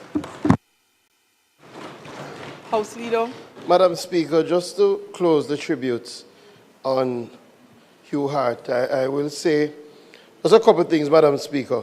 When you go to Monroe College, Hugh Hart, one of the names that is bandied about to indicate what young men should ascribe to be and for aspire to be. And for some of you who do not know, at Monroe, he was quite the athlete. In fact, winning the Olivier Shield, winning the DeCosta Cup with Lindy Delapena, and winning champs for Monroe. Winning champs as well. He did multiple sports, and in fact was inducted into, he did cricket, hockey, tennis, rifle, and was inducted into the Monroe College Hall of Fame in 2014. The members, Madam Speaker, have spoken about how well he did as Minister of Mining. As a part of his citation when he was inducted into the Hall of Fame, a story was read out that spoke of the fact that the alumina sector crashed during the 1980s. And Hugh, along with Prime Minister Siaga, led a delegation to the Oval Office where they met with President Ronald Reagan and persuaded the U.S. to buy 3.6 million tons of Jamaican bauxite, which moved the annual local production to 6.5 million tons. They also bartered grain for another 2 million tons. And to speak of his negotiating skills, he then bargained with the Soviet Union to provide ladders for bauxite and aluminum. And you know ladders became extremely popular. So his legacy, Madam Speaker, is beyond doubt. And no, I didn't, but yes, is beyond doubt. And I think the House has done a good thing in paying tribute to a tremendous son of Jamaica. Madam Speaker, we will now continue with the business of the House. I want to open the debate on the amendment to the Dairy Development Board, which is not intended to be long, but may I have the, thank you. House Leader? Suspect, standing orders. Sorry.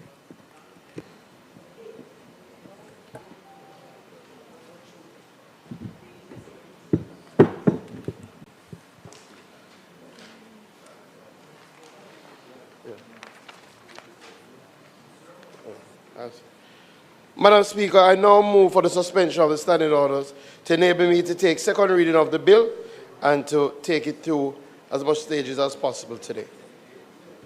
The question is that the standing orders be suspended to allow the minister to consider the bill and take it through as many stages as is possible today. Those in favor? Aye. Those against? The ayes have it, Minister. Madam Speaker, the bill before this Honourable House is the Jamaica Dairy Development Board Amendment Act 2026. This Honourable House is advised that the Jamaica Dairy Development Board, a body corporate, was established by the Jamaica Dairy Development Board Act in 2009 for the purpose of promoting, fostering the development of the dairy sector, with particular emphasis on promoting local milk production and achieving efficiencies in the production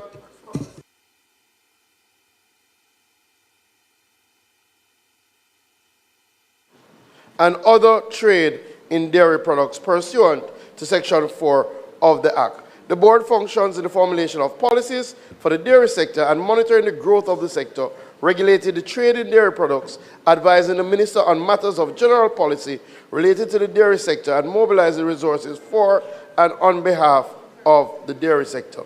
The Honourable House, I am sure, appreciates that the dairy industry is still very important to the people of Jamaica.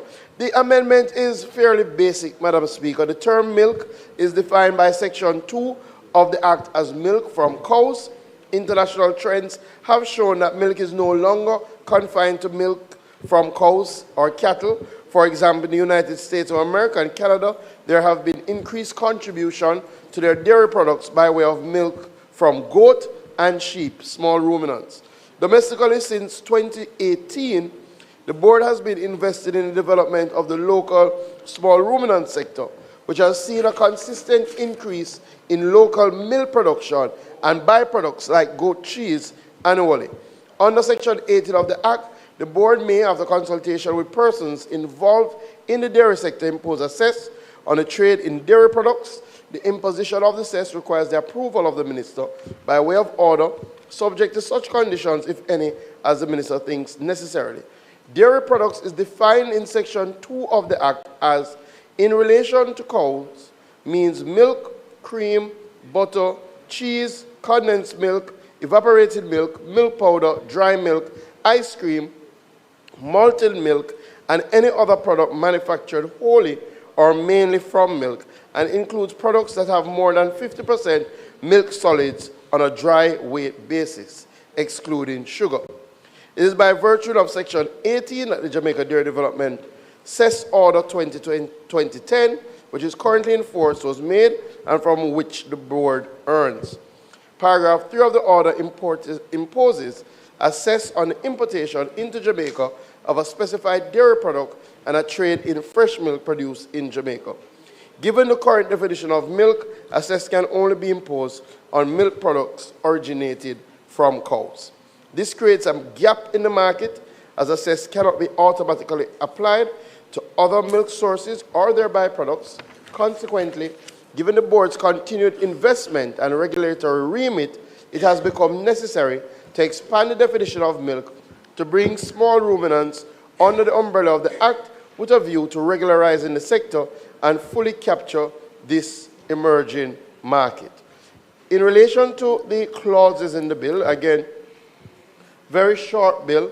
This clause 1, short title and construction, this clause provides the short title of the bill and stipulates that the bill is to be read and construed as one with the Principal Act, the Jamaica Dairy Development Board Act. Clause 2 is the amendment of Section 2 of the Principal Act.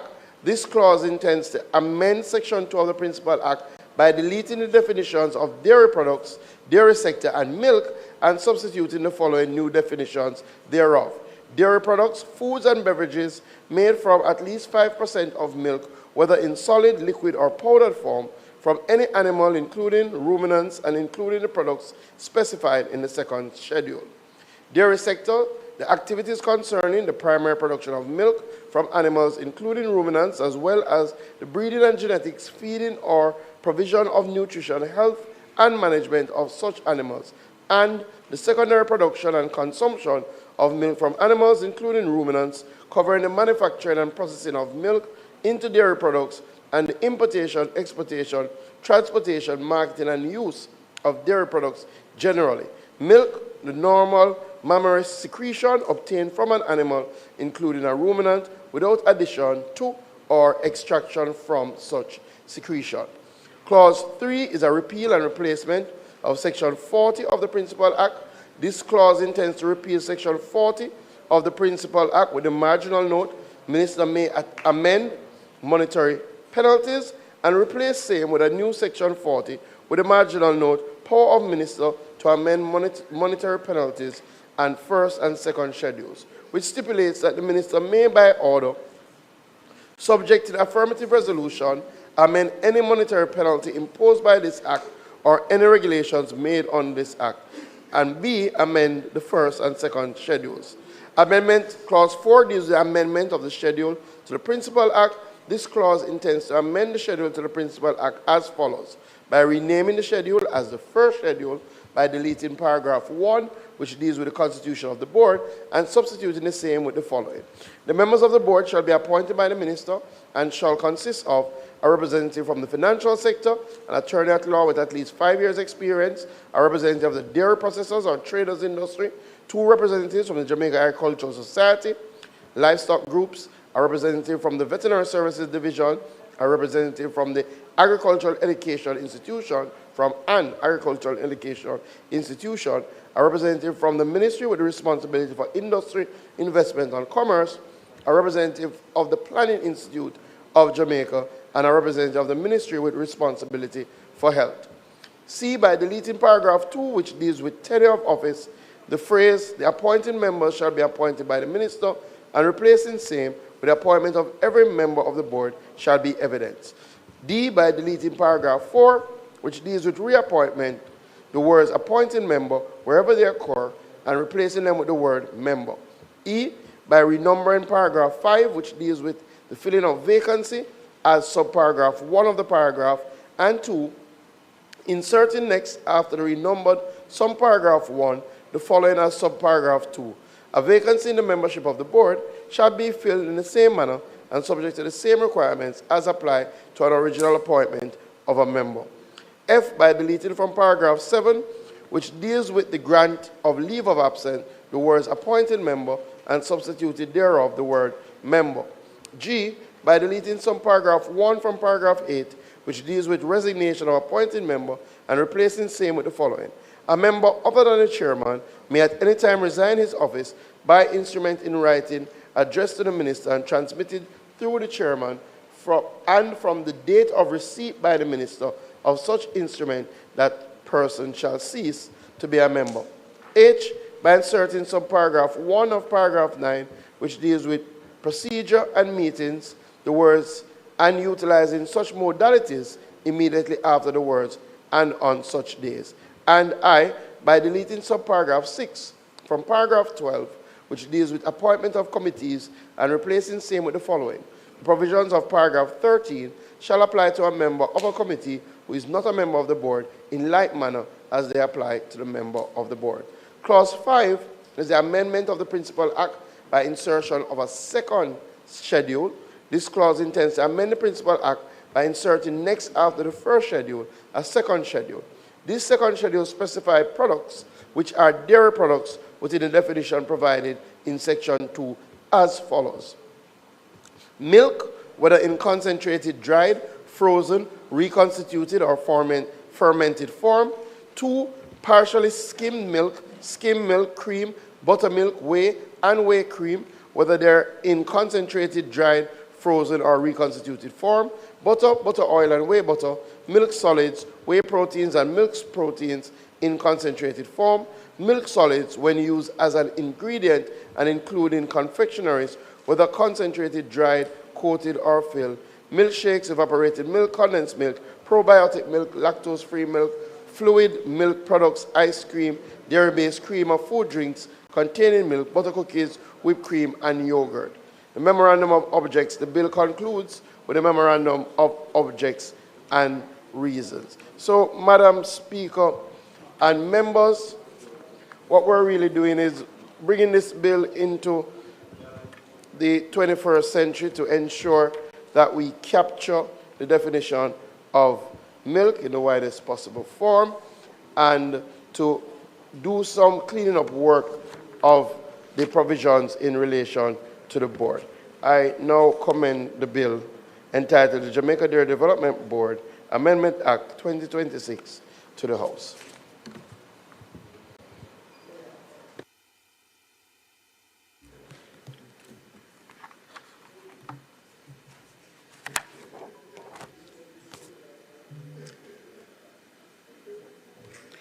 From what I can see, contributing will be the member from Westmoreland Eastern and the member from St. James Central,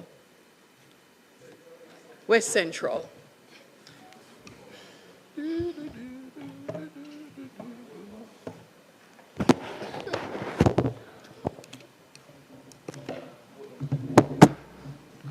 Thank you, Madam Speaker.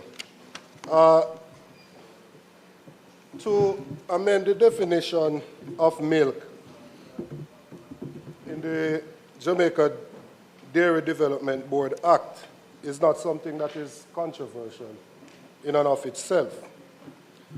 And we would have no reason not to support that. It's common sense amendment. However, in thinking through the matter, one would ask, how will this improve milk production, milk output? And a further examination of the data and coming to an answer for that question shows that Jamaica dairy sector operates at a significantly lower productivity level compared to global leaders. In Jamaica, approximately 7 to 8 liters of milk are produced per cow per day. And internationally, the top producers, Israel is 43 liters per day, US is 38 liters per day, Ireland is 30 plus, and Canada is 29 liters per day, which means that they are 4 to 6 times more productive than we are in Jamaica. And goats really only represent about 2% of the global milk supply, with about 2 to 3 liters per day. So we need to pursue a dual-track dairy strategy. One, where we modernize the cow-based dairy industry for higher yield and import substitution, and two, to scale growth production as a smallholder-friendly subsector that is more climate resilient.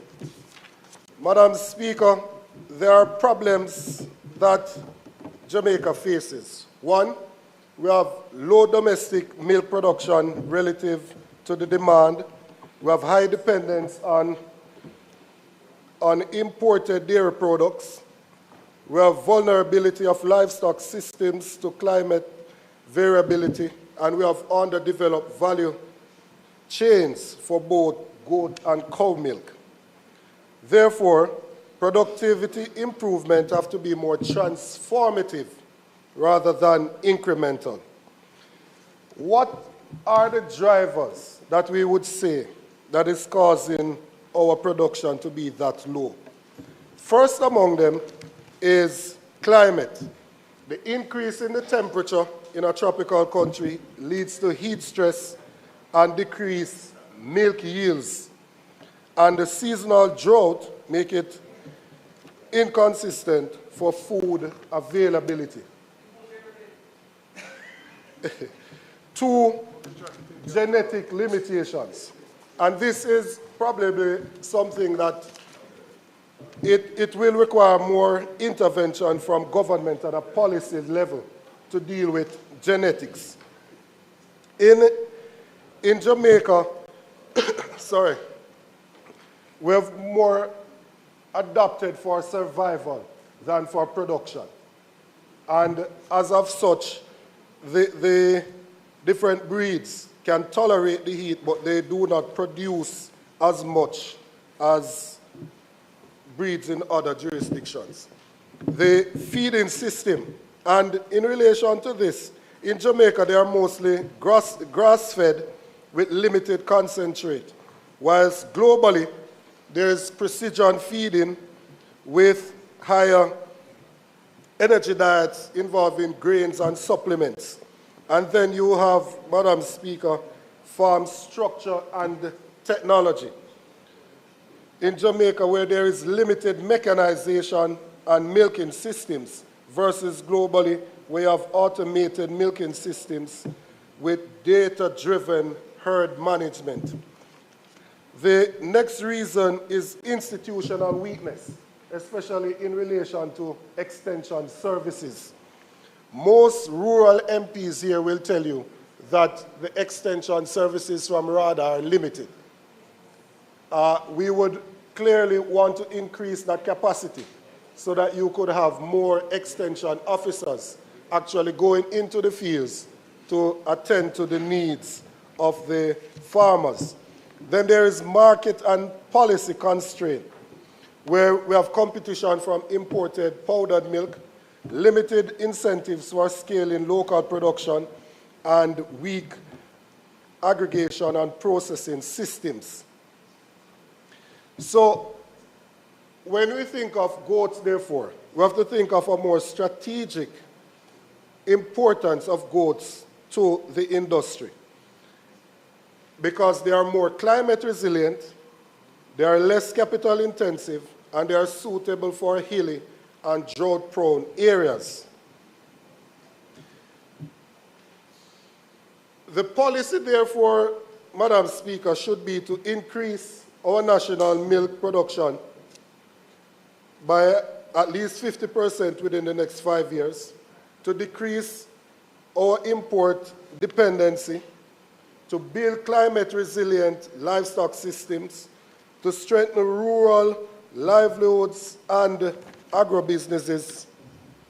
And therefore, there are some recommendations, some that are cattle-focused and some that are goat-focused and then general. In relation to cattle focus, there needs to be an expansion of artificial insemination programs for higher yield breeds.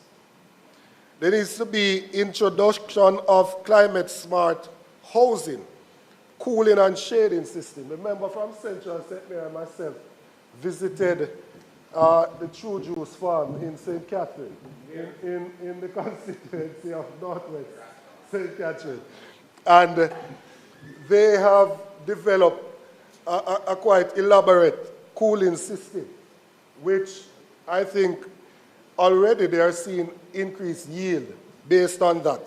And so that needs to be promoted, and more persons need to adopt to that form of housing. 3, promote silage and feed storage systems. And 4, incentivize medium-scale dairy farms.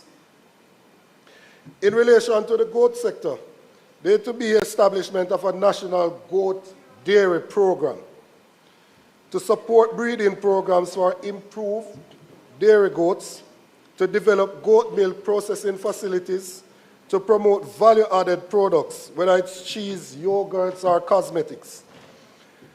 Strengthening of the extension and training, as I mentioned earlier with the extension officers from RADA, and the training of farmers so that they can understand feed optimization, herd health management, and climate-smart agriculture. And financing, low-interest credit for dairy infrastructure, for cold storage and processing, and to encourage public-private partnership and the possibility of tax incentives for dairy investment. 5th, market and value chain development. You want to strengthen milk collection systems, to expand cold chain logistics, to promote Buy Jamaica Dairy campaign, and support the small businesses that operate within the sector. In conversations with one of the dairy producers, he explained to me that there are about 4 producers outside of the big corporations. There are about 4 in Clarendon and 2 in St. Elizabeth. And outside of that, there isn't much participation in the sector otherwise. So, Madam Speaker, to amend the definition, or Mr. Speaker, to amend the definition of milk so that by amending the Dairy Board Act is not an issue that is controversial, but there might be need for an act to address small ruminants by themselves. Or a Livestock Development Act. We saw today in the news where one of the major producers of patties is increasing the cost by about $20, I believe, the article said. Imported beef trimmings for the patty sector is at about 2.3 million kgs. And with the average carcass at about 350 kg. That is about 6,570 animals. And they feed them on a ratio of roughly 1 per acre. So you're talking about, if you were to satisfy that demand locally, you'll be putting 6,570 acres on the production. So Jamaica dairy sector sits at a critical transition point, while global dairy systems demonstrate what is possible with high investment and technology. Jamaica's comparative advantage lies in building a hybrid system, combining efficient cow-based production for scale and resilient goat-based system for inclusivity and sustainability. The production gap is structural and not just biological. And therefore, closing the gap means improving genetics, better in the feeding systems, incorporating technology, and being climate sensitive, climate smart. A well-coordinated approach can transform dairy into a pillar of food security, rural development, and economic resilience. Thank you.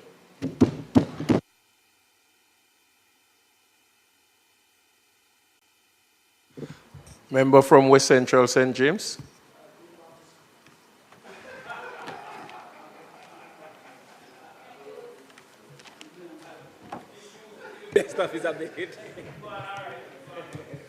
Thank you, Mr. Speaker. Please turn the mic on. Thank you, Mr. Speaker. This bill, entitled An Act to Amend the Jamaica Dairy Development Board Act, expand the definition of milk in keeping with international standards and provide for connected matters, is simple and straightforward. Among the two objects is the specification of the composition of the Jamaica Dairy Development Board to accord with the legal requirements of the nomination, selection, and appointment of boards of public bodies. The minister indicated that he is bringing the bill up into the 21st century.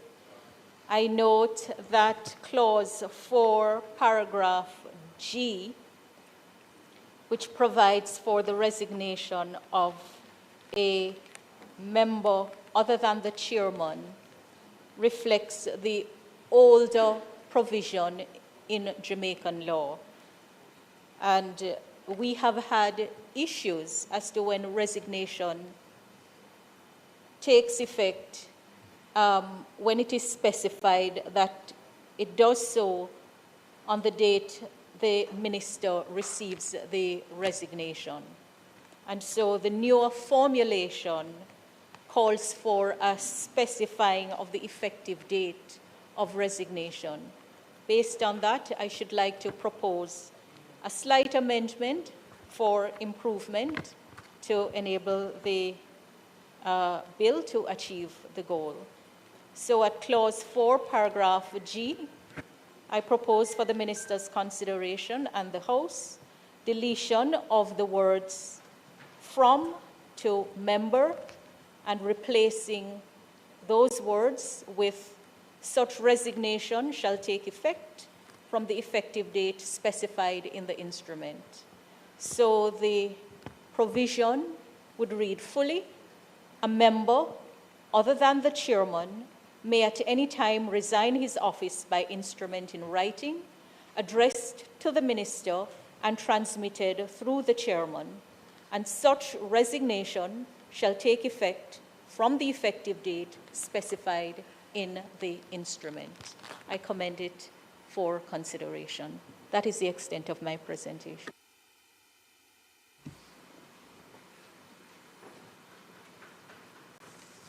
Member from St. Catherine Northwestern, sorry.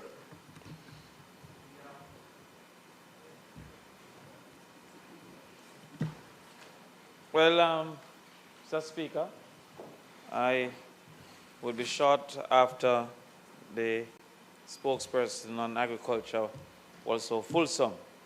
I understand that he consulted with the member from Western Kingston. And he was an expert in dairy himself. I am sure the farmers are pleased, especially in the small ruminant sector, to have goats now being fully considered and fully catered to under this particular dairy concept.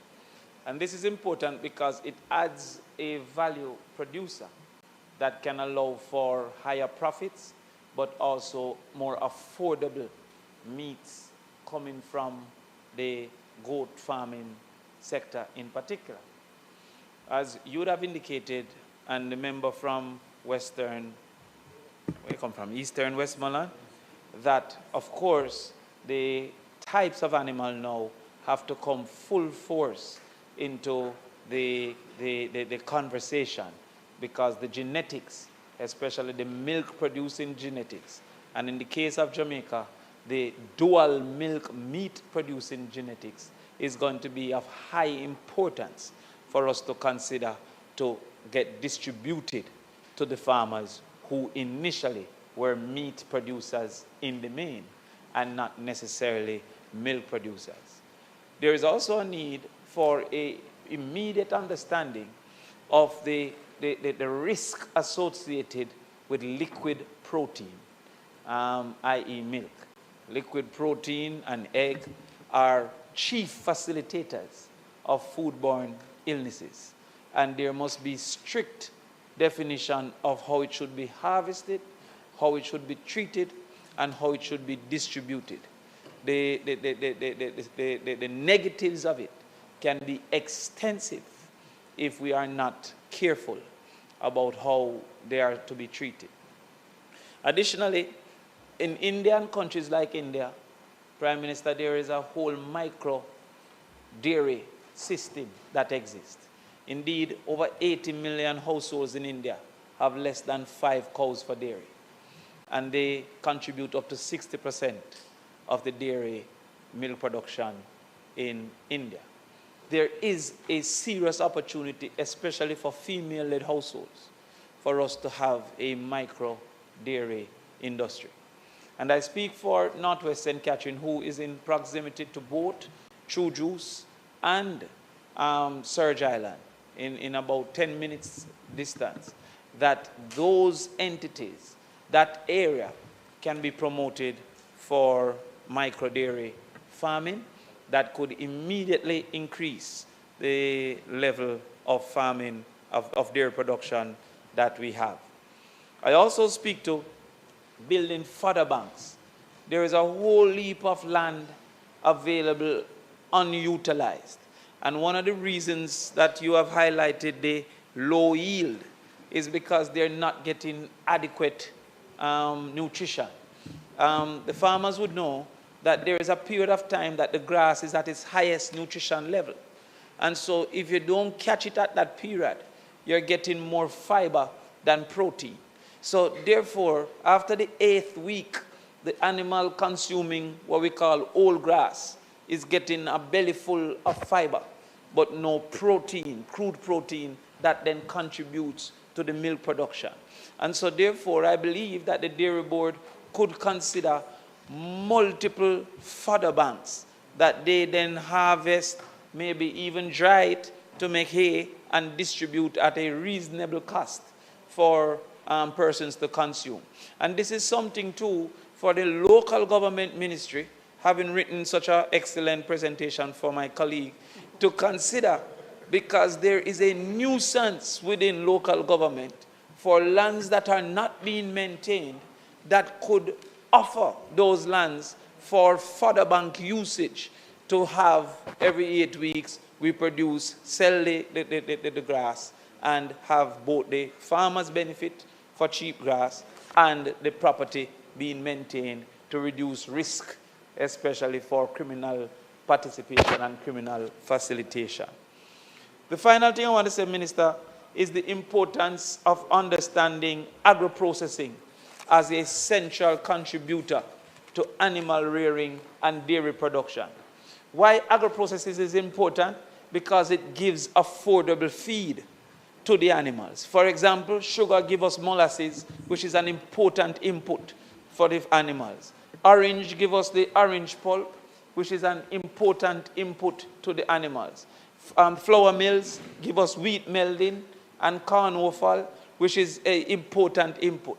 The beer producing give us beer wraps, or what we call spent grain.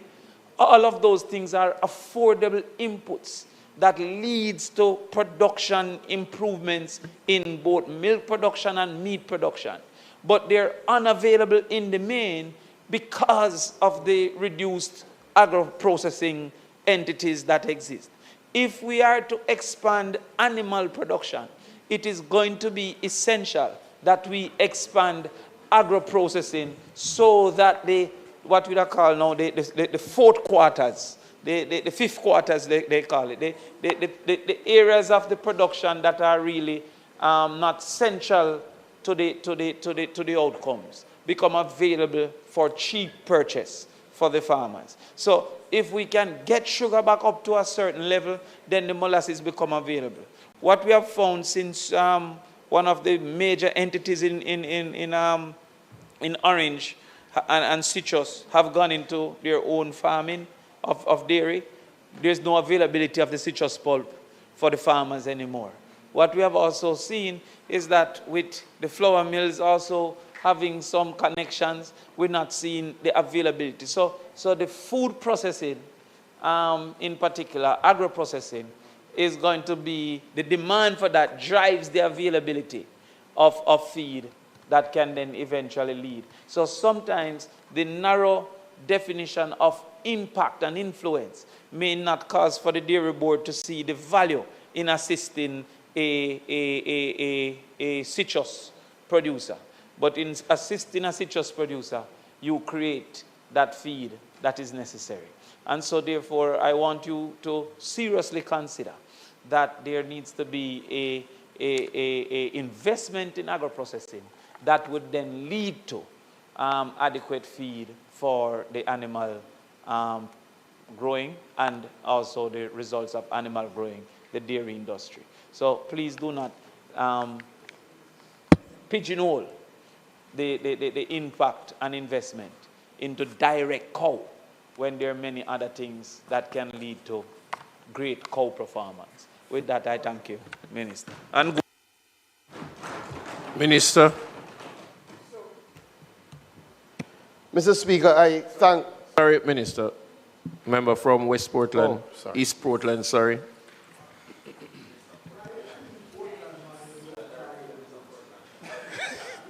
Mr. Speaker.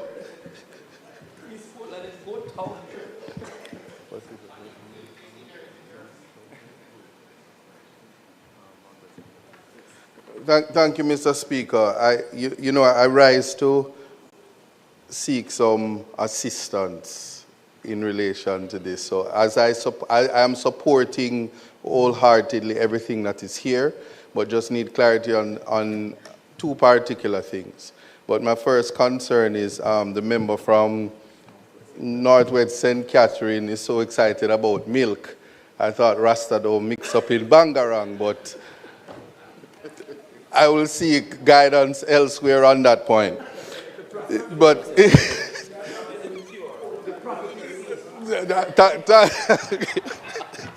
but you know, Minister,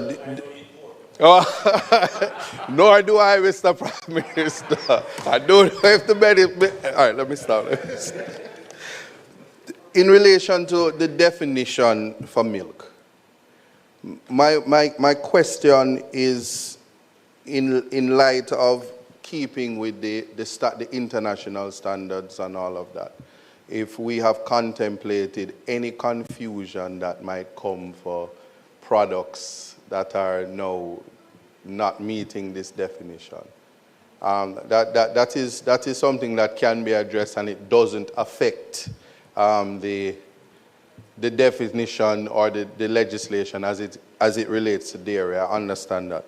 Lastly, in relation to the minister's power to amend the schedule, I'm just asking in terms of the implications for whey protein, if it affects the cost for importation internationally, especially where whey protein with dairy products is important for cancer patients and as well as athletes. So I see it in the schedule and it pop out at me, and perhaps if you could just address that, it may ease the concern that I have. Thank you very much. Thank you, members, and I really appreciate the contributions. What I will have to do in responding is to signal to the dairy industry that this part of the sectorial is going to be given now, right? So that you will not look for it to come again in the sectorial. Because a number of points raised by the opposition spokesperson on agriculture are in fact things that are being implemented by the government. And you have really highlighted some of the real challenges that have faced the dairy industry. It's good to reflect on history, even with the last intervention by the member from East Portland. You know, there was a time that we had a very robust dairy industry. In fact, we were at about 40 million liters that we were producing in the 80s to early 90s. But, you know, I'm sure there may be conversations, but definitely importation policies that were followed in relation to substitutes for dairy really brought a screeching halt to our dairy sector. And as such, the Dairy Development Board was brought about in 2009 to try and lead the resurgence of our dairy industry, especially as we recognize that the world had started to move away from substitutes and to go back to fresh and for things that are not necessarily reconstituted. So the challenges that have beset us for the last 20 years, especially for the period that we weren't paying a lot of attention to our dairy industry, are, as has been highlighted, poor productive levels in relation to our dairy cows. To say that, the reality is that Jamaica developed a breed of dairy cattle which is world-renowned for its ability to produce under the most challenging circumstances in terms of heat. A lot of dairy cattle, a lot of dairy breeds across the world cannot treat with the tropical climate. So the Jamaica Hope was a step above the rest when it was formulated. But the Jamaica Hope was formulated in the 1950s, right? So what happened, quite frankly, is that our genetic work never kept up pace with the changing climate. We are changing that. So about 2 years ago, we started a Jamaica Hope redevelopment team that is now housed at Bodles, and what we looked to do was to take out the best genetics from the Jamaica Hope line to look at the production numbers. Unfortunately, what had happened, because there wasn't that consistent selection process, inbreeding was happening and the line was being really driven down. But now we are seeing some productive returns. There also is a drive to ensure that what we call cow comfort is taken into account in the design of the modern dairy. So to ensure that the cows are cool, as you would have seen, True Juice has followed that model. And what the ministry has been doing through the Jamaica Dairy Development Board is for our smallholder cattle farmers who are less able to follow that model, because as you know, they have their dairy cattle out in the field and they don't have the sort of infrastructure. We've been doing communal infrastructure. So we've started in St. Thomas, we're doing in St. Anne, where we're doing communal parlors, right, with the sort of trappings that makes the cows a lot more comfortable. Additionally, we have a dairy equipment lease program, because one of the challenges that the farmers have is that they don't have the equipment, right? A lot of them, especially smallholder farmers, are doing hand milking.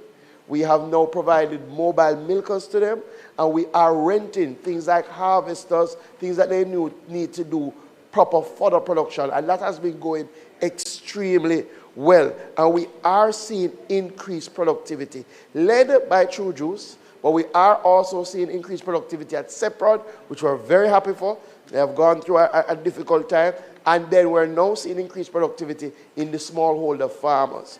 Additionally, to support that, we are bringing in this year some new breeds of cattle. When I say new, I mean breeds that we don't have in significant supply. We're looking to import 200 Jersey that will go into our program, because as you know, the Jamaica Hope was a cross of multiple breeds, right? And we have to do some of that work again to get back our production numbers up. So we already have a program in the budget this year to bring in 200 heat-tolerant, highly productive cows.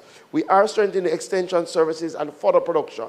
Both members spoke about that. So for persons listening, if you are interested in setting up fodder banks, the Jamaica Dairy Development Board has a program for you.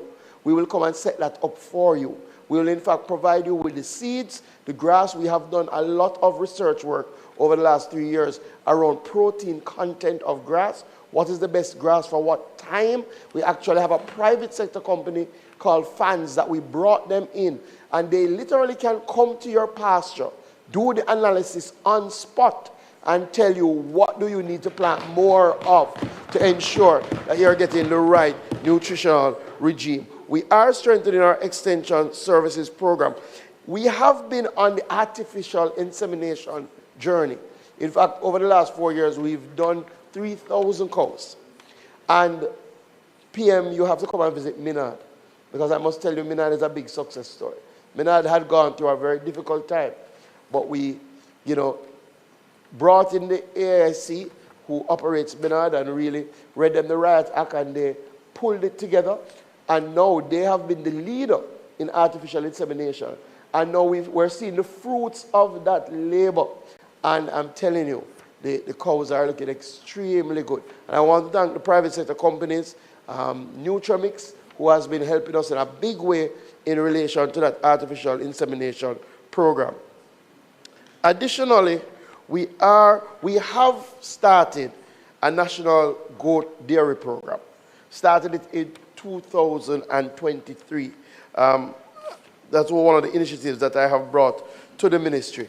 And again, it's keeping with listening to the farmers. As the member from St. Catherine Northwestern said, it's about giving another avenue. And as you rightly highlighted, member from Eastern Westmoreland, in terms of the amount of land space needed to significantly increase your cattle population, you have a better chance with goats. So what have we done? We've already imported 100 goat milk breeds, including the Seine, which is the most widely popular as a milking goat, and the Alpine. We've brought those in. We've had the Nubian for a while. The Nubian can do both, right? And now that we've brought in those 100 goats and we've had them at Bodles, now they're acclimatized. So we're going to start the program now of distributing those. I'll leave that one for the sectorial. But we're going to start that program up.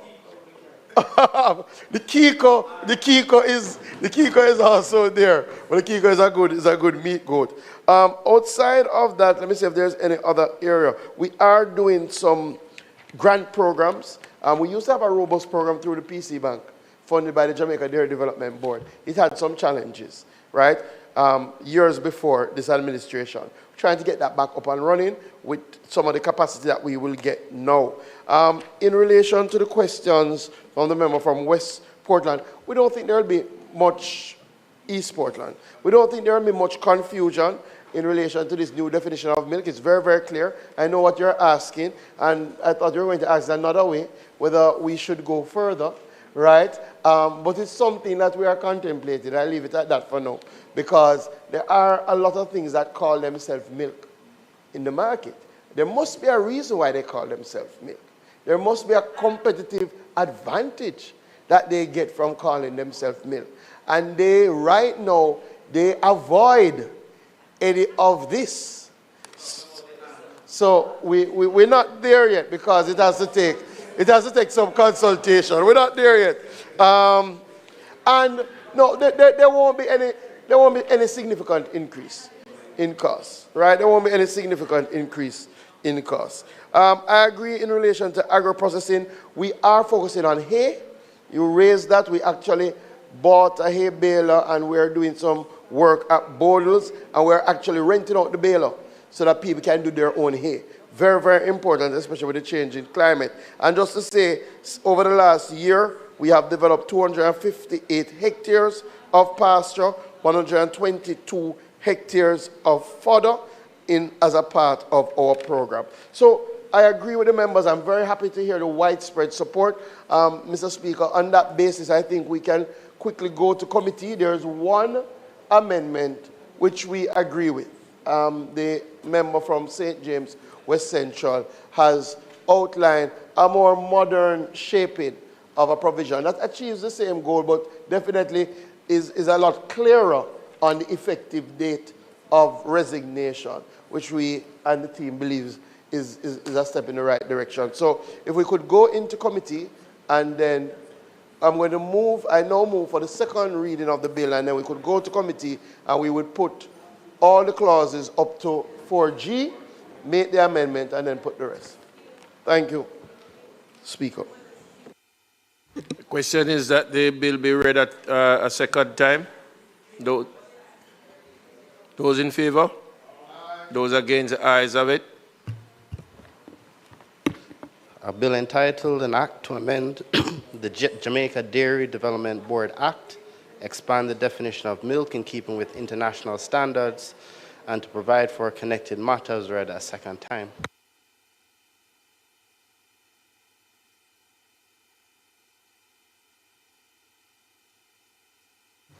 The House will now resolve itself into a committee of the whole House to consider the bill clause by clause.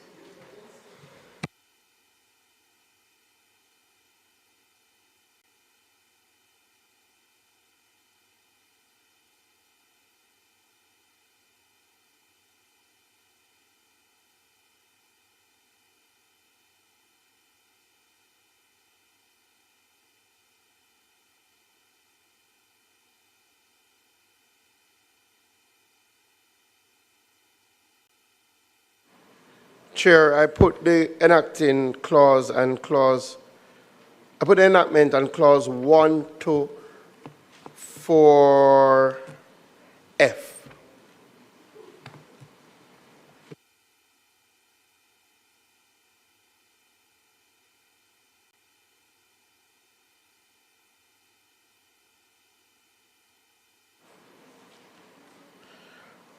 All right.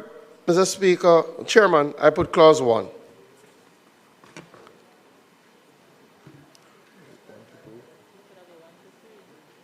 You could have gone 1 to 3. I put clause 1 to 3. Those in favor? Those against, the ayes have it. In clause 4, we are going to amend clause 4G by delete the words from the date of receipt by the minister of such instrument that such person shall cease to be a member, and substitute therefore the words, such resignation shall take effect from the date specified in the instrument.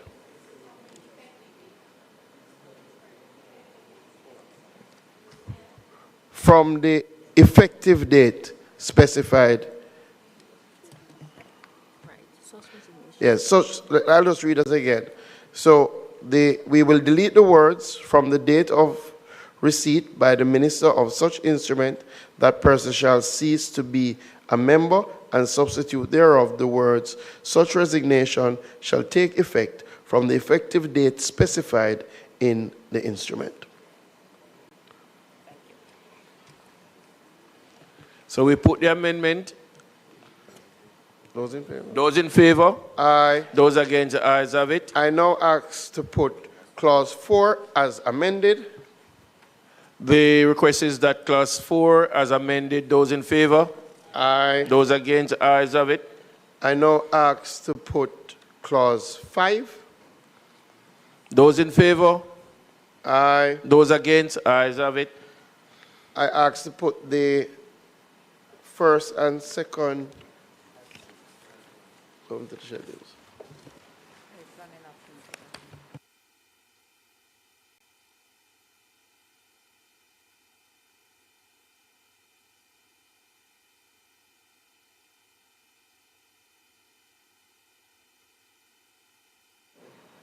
Yeah, I put clause 5 already. So I put the title and enacting clause. Those in favor? Those against? Ayes have it. That's it. The question is that I do report the bill as having passed committee stage with one amendment. Those in favor? Aye. Those against? Ayes have it.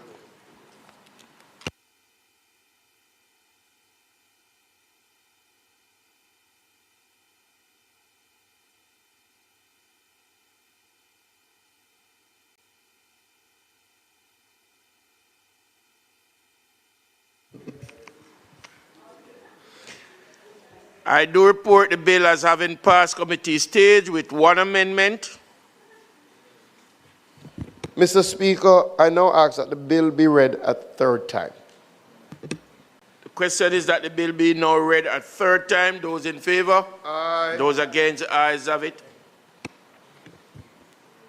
A bill entitled An Act to Amend the Jamaica Dairy Development Board Act, expand the definition of milk in keeping with international standards, and to provide for connected matters read a third time and passed.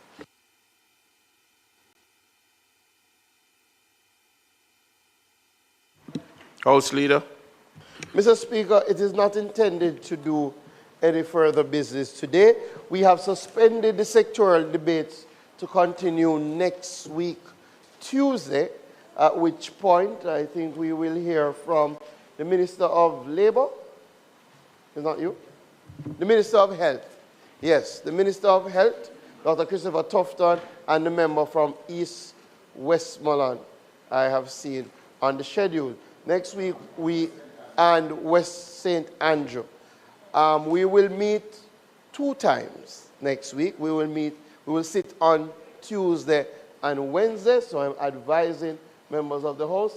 On Wednesday, for those of you who have rural constituencies, I need not say anymore. We ask that the House be adjourned for a date to be fixed.